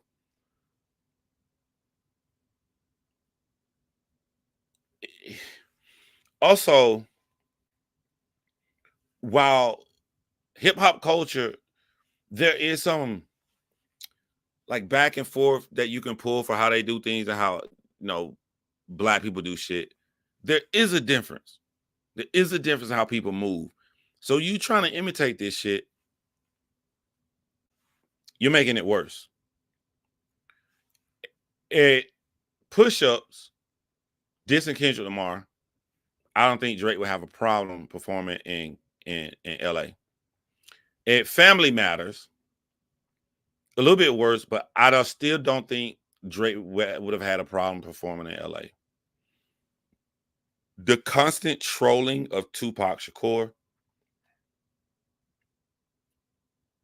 now you got a problem. Now you got a real problem. So I see two flustered guys in this live today, Verb and Drake, and they're both moving the same exact way. That can land them in so much trouble, not from the initial onset of the Verb beef or the Drake beef, you know, Kendrick and, but from their actions after the beef started, their own deeds that could land them in a lot of trouble. So that's my live for the day, man. Check y'all out next time. I ain't got a big thing. I gotta go to kids start school this week, so be preparing for that and finishing up my fucking studio, which is the ceiling will be done this weekend. I stopped setting up everything so I can get out of this fucking room and be in a big ass studio. If my ceiling done Sunday and I don't be lazy, by the end of next week I can show y'all my full big studio. You know what I'm saying? I put up sort of a wall, this kind of wall in my studio too, because you know I like to have the same setup everywhere I go, but also other setups too. Multiple different workstations. People who got a Mac computer, you know, I got my personal built PC right here, but in the box over there, I got a big ass iMac. I'm gonna have two different computer things, but y'all let me know of what streaming stuff I can use for a Mac. I ain't used a fucking Mac computer in so long, but I don't know what I can use. I can't use this setup for the Mac because I'm using my digital Canon cameras through a program called SparkCam, and I know SparkCam don't work on Mac computers. So let me know what I can do, and hopefully we'll have that all set up. And then next week I'll be dropping my first true crime documentary. I've been done with it. I just want to make sure I have 5 in the tuck before I drop the first one. So we'll have the true crime coming out. Check out John Crime's channel for that. But other than that, man, holla at your boy. I'm out.